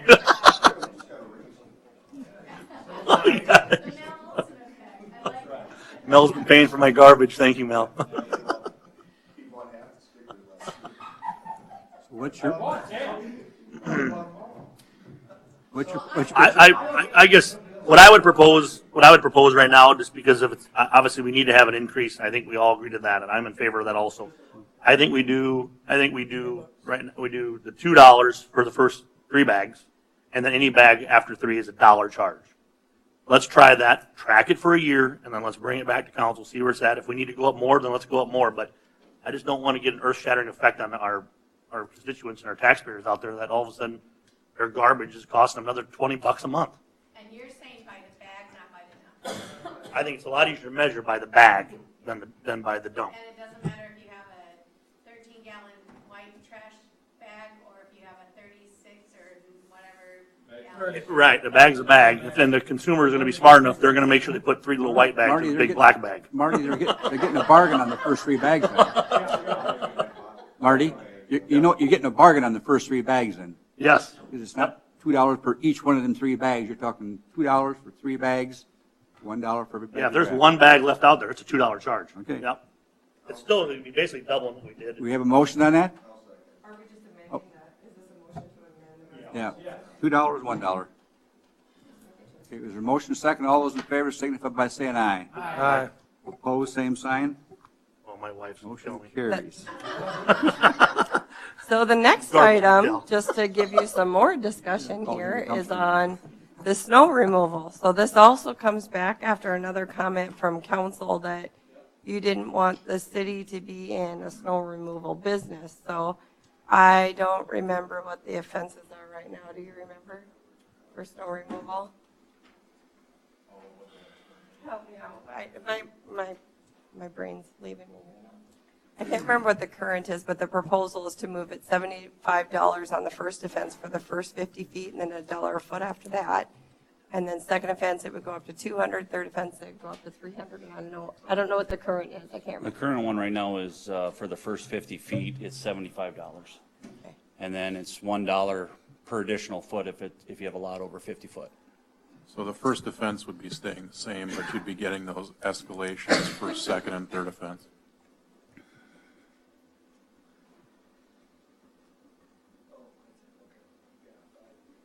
Should I continue with discussion on the next item? Go ahead. Okay. So the next one is on the mowing, and again, a similar statement was made that we want to ensure that it's harder than just contracting with the business.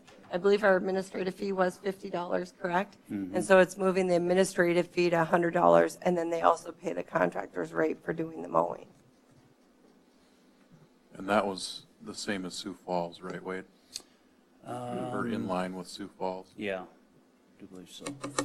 Just out of curiosity, I'm just curious about this. If a person has a medical emergency and they're taken to Sioux Falls to the hospital, I don't know, I'm making this up, but do we have sympathy and know that, that may not be their fault that their grass, and maybe do they have room to negotiate if something like that happens? Or not really? We have a heart, You for have a one. heart, okay, I know so- you do. But it's also the responsibility of the homeowner Sure. to call us. Yeah, I mean, call down Sure. here to, anything you get from the city, it's gonna have a phone number on it, so. Sure. Call, Yeah. we can surely work around something. yeah. I was just curious Yeah. if, I just wanted to make sure we had a heart. A lot of them, they'll sit there and, they'll call and say, well, I see I just got my, ticket for the mowing or whatever, as far as the notice. So then they ask, well, can I get it Thursday? We'll work with them. We work with them. So for mowing, we do. Snow removal, it's 48 hours, and after that, then, we declared it, yep. Because The only issue I have with the snow is occasionally I'll get a call from an elderly person who pays for snow removal, and that snow removal guy will come out and remove the snow, and then our plows will go by and fill it up again. Mm-hmm. And that's the issue I have with snow removal. Okay. I realize that's not your deal, but, how many times can we expect an elderly person to pay to have their sidewalk cleared when it's not Mother Nature filling it? It's the city of Mitchell.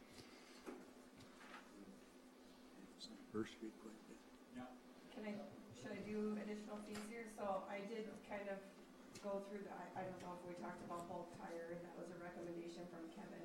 And then the recycling fee up to $4 a month would maintain the current amount that we were collecting, considering the increased cost of the recycling contract. So the last one would be animal impound, and Linda will have to speak to the cost of cats and dogs. The only thing I forgot to put on there is that there should be a line on the bottom that says there will be an additional fee of $25 per offense for each offense over the third offense. There'll be an additional fee of $25 for each offense following the third offense. Or something to that effect. Lyndon, Just that it increases by 25. Lyndon, I was going to ask about that this morning at the department head meeting. I forgot to ask that question, but why is there a difference between a dog and a cat? An animal's an animal. We get charged a lower rate. Why do the cats get a break? Less They're just space, able less to food. hold a lot more of them. We catch a lot more. Do you get a lot of, There's very few that are ever picked up either. do you get a lot of over 3 offenses, like 4 Yeah, or 5 offenses? Not a lot. Once it starts there. If we get too high, they just don't pick them up anymore. They don't redeem, come get their animals. Do we impound anything besides dogs and cats? We trap coons and possums. We usually take them out in the country and let them go. Anything that we've had to take from people's homes other than dogs and cats? Like snakes, We may have. birds? Nothing that I recall right now. Okay.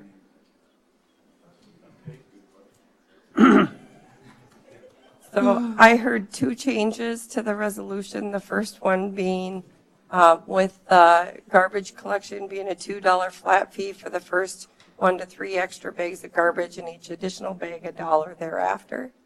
And then the other one is underneath the animal impound, adding that there is an additional fee of $25 for each offense after the third offense.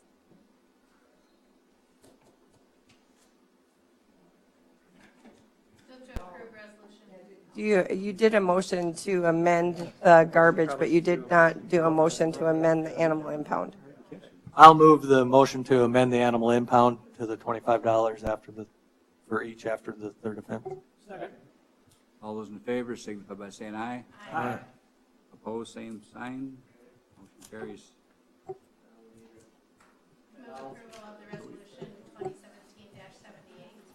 As amended. All those in favor signify by saying aye. Aye. Opposed, same sign. Motion carries. Next is action on resolution R 2017-79, approve airport hangar assignment and transfer.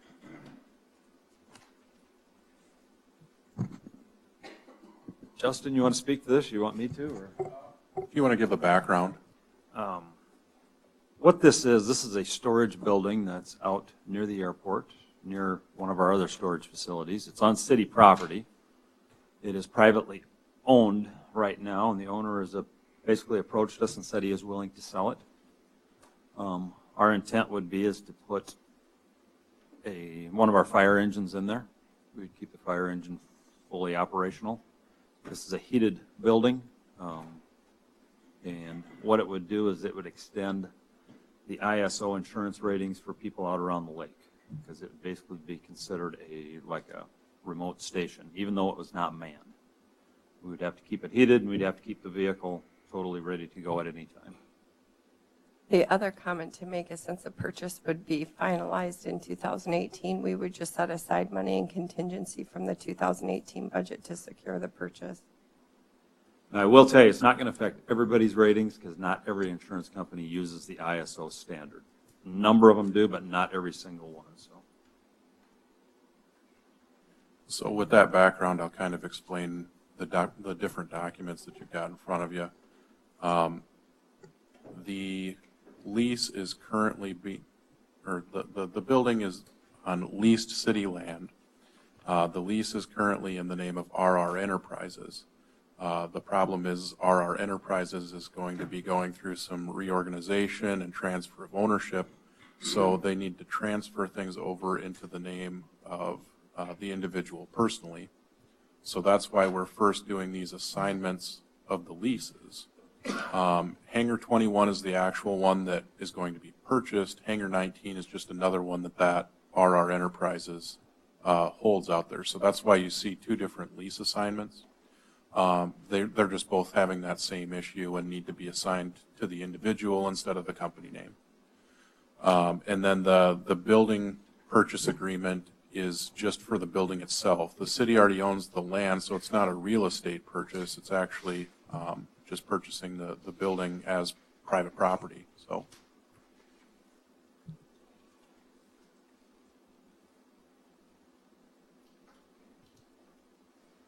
Move approval of resolution 2017-79. All those in favor signify by saying aye. Aye. Opposed, same sign. Motion carries. Action to approve resolution R 2017-80, a resolution approving the 2018 compensation plan for the city of Mitchell. I do have one noted change that will need to be amended is the shop supervisor is currently listed as a wage grade 16 and it's supposed to be a 17. That was an error we found in last year's wage resolution and just copied the format, so missed that change from last year. So we would need the shop supervisor to be amended from a grade 16 to a 17, which is where it's currently classified. Other than that, I did actually include a staff report that talked that this is the second year of a 3-year agreement with the city's 3 unions. It includes a 2.25% increase to the wages as a cost of living or market adjustment, which was agreed to by all 3 unions in the city during negotiations.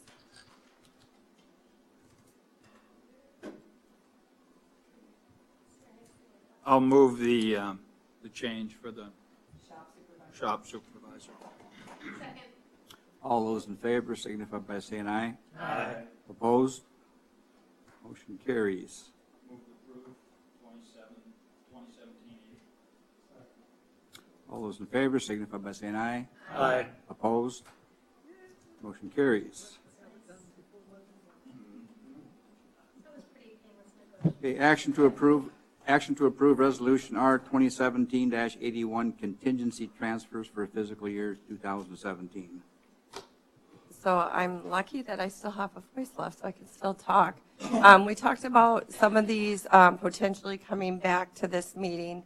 Michelle and I sat down I think it was last week, last week it had to have been, and looked at fund balances of the different funds, how much they had in cash available, as well as departmental budgets. Based on that review, we are asking, there was held in contingency some money for street lights due to the conversion of the Main Street LEDs. But in addition to that, the traffic budget was really over on utilities. So when deciding where to make that contingency adjustment, we decided to put it into utilities so that when we get into doing the budget process for 2019, we'll make sure that we see this higher budget amount because that will be needed for the future years. It's enough to cover both of the shortfalls because there was money left over elsewhere that will cover the conversion of the LED lights on Main Street. The next one there is a transfer out to Corn Palace. That is due to the cash balance not being, it would otherwise be in the negative. So in reviewing this with Scott, it appears as though it's just we're lacking some of that revenue that would have came in some events and other ticketed sales that normally happen at the Corn Palace. We are going to, after the year closes out, run a report on those and kind of see where those differences are. The expenditure budgets overall are within the budget approval, but the revenue was, I think we came up with about $68,000 short of projections. So that's where that difference is. The same thing with the golf course. The expenditures are within the budget. We had anticipated paying a little bit out of reserves, but revenue came in shorter than what was anticipated in that budget. So that will make sure that the golf fund has cash at the end of the year. They can't have a negative balance in that enterprise fund. And we did go ahead and do the cart path paving at the golf course at the end of the year too, which was. There was quite a bit of capital work that was done at the golf course on both facilities, and there was a parking lot. There was. Do it or not, we decided to do it. Right. The next one for the park fund, this is the council had already discussed and approved if needed. This is for the vehicle that was involved in an accident that was replaced in 17. We just wanted to see how the budget year ended before we did it. So the total of the request is $116,900. So that still leaves $207,000 in the contingency budget, and we're holding that for that potential shortfall in sales tax. So at the end of the year, I'll know where that ends with the sales tax budget. So then you can look at what's remaining from that and any other departmental budgets if you want to make considerations for other items. But that should be a review of everything in the budget there for you, or the contingency request.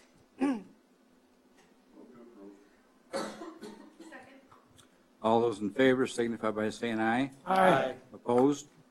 Motion carries. Next is second reading and adoption of ordinance number 02017-16, supplemental appropriations. Again, this is the second reading. We did discuss these at the last meeting. The reason why these are supplemental appropriations and not contingency requests is because there was cash that was received by the city to support these requests. So again, we have the repayment from the chamber for the work that was done as part of the plaza project, Corn Palace Plaza, but it was actually done on their property. It's the design and the cost of construction. And then again, with EMS and fire, we changed the way we were budgeting their salary, splitting it between those two departmental budgets. So the fire budget has a surplus left over in their budget. That's why this is an offset. Sports Authority, like I said, they have money. I believe it's at right around $80,000 or $90,000 sitting in designated cash now. And this is just because they have more awards that they've done in this year. So they have the cash there to support it. And the last one is due to the drainage study that's currently going on for the area of the Clockworks TIF. And that's just, it wasn't in the budget, but the cash would come out of that fund as the increment is developed. What about community services? Is there another page? No. Oh, that's right. That was added. I'm sorry. I might have went right by it. Oh, I'm going to pull up the ordinance. Hold on. And then the last one is the Community Services Fund.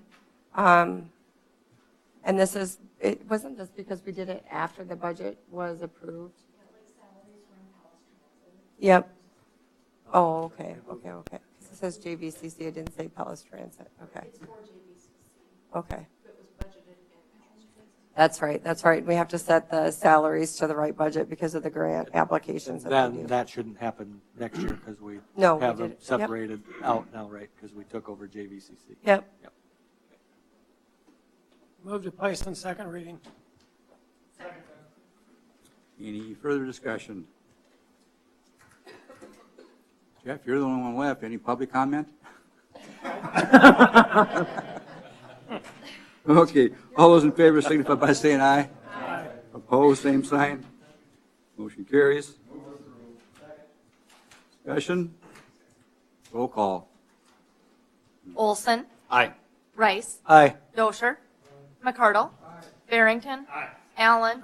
Sharks. Smith. Carried. Adjourned. All those in favor signify by saying aye. Opposed? Adjourned. You've been trying, is Atlanta ahead?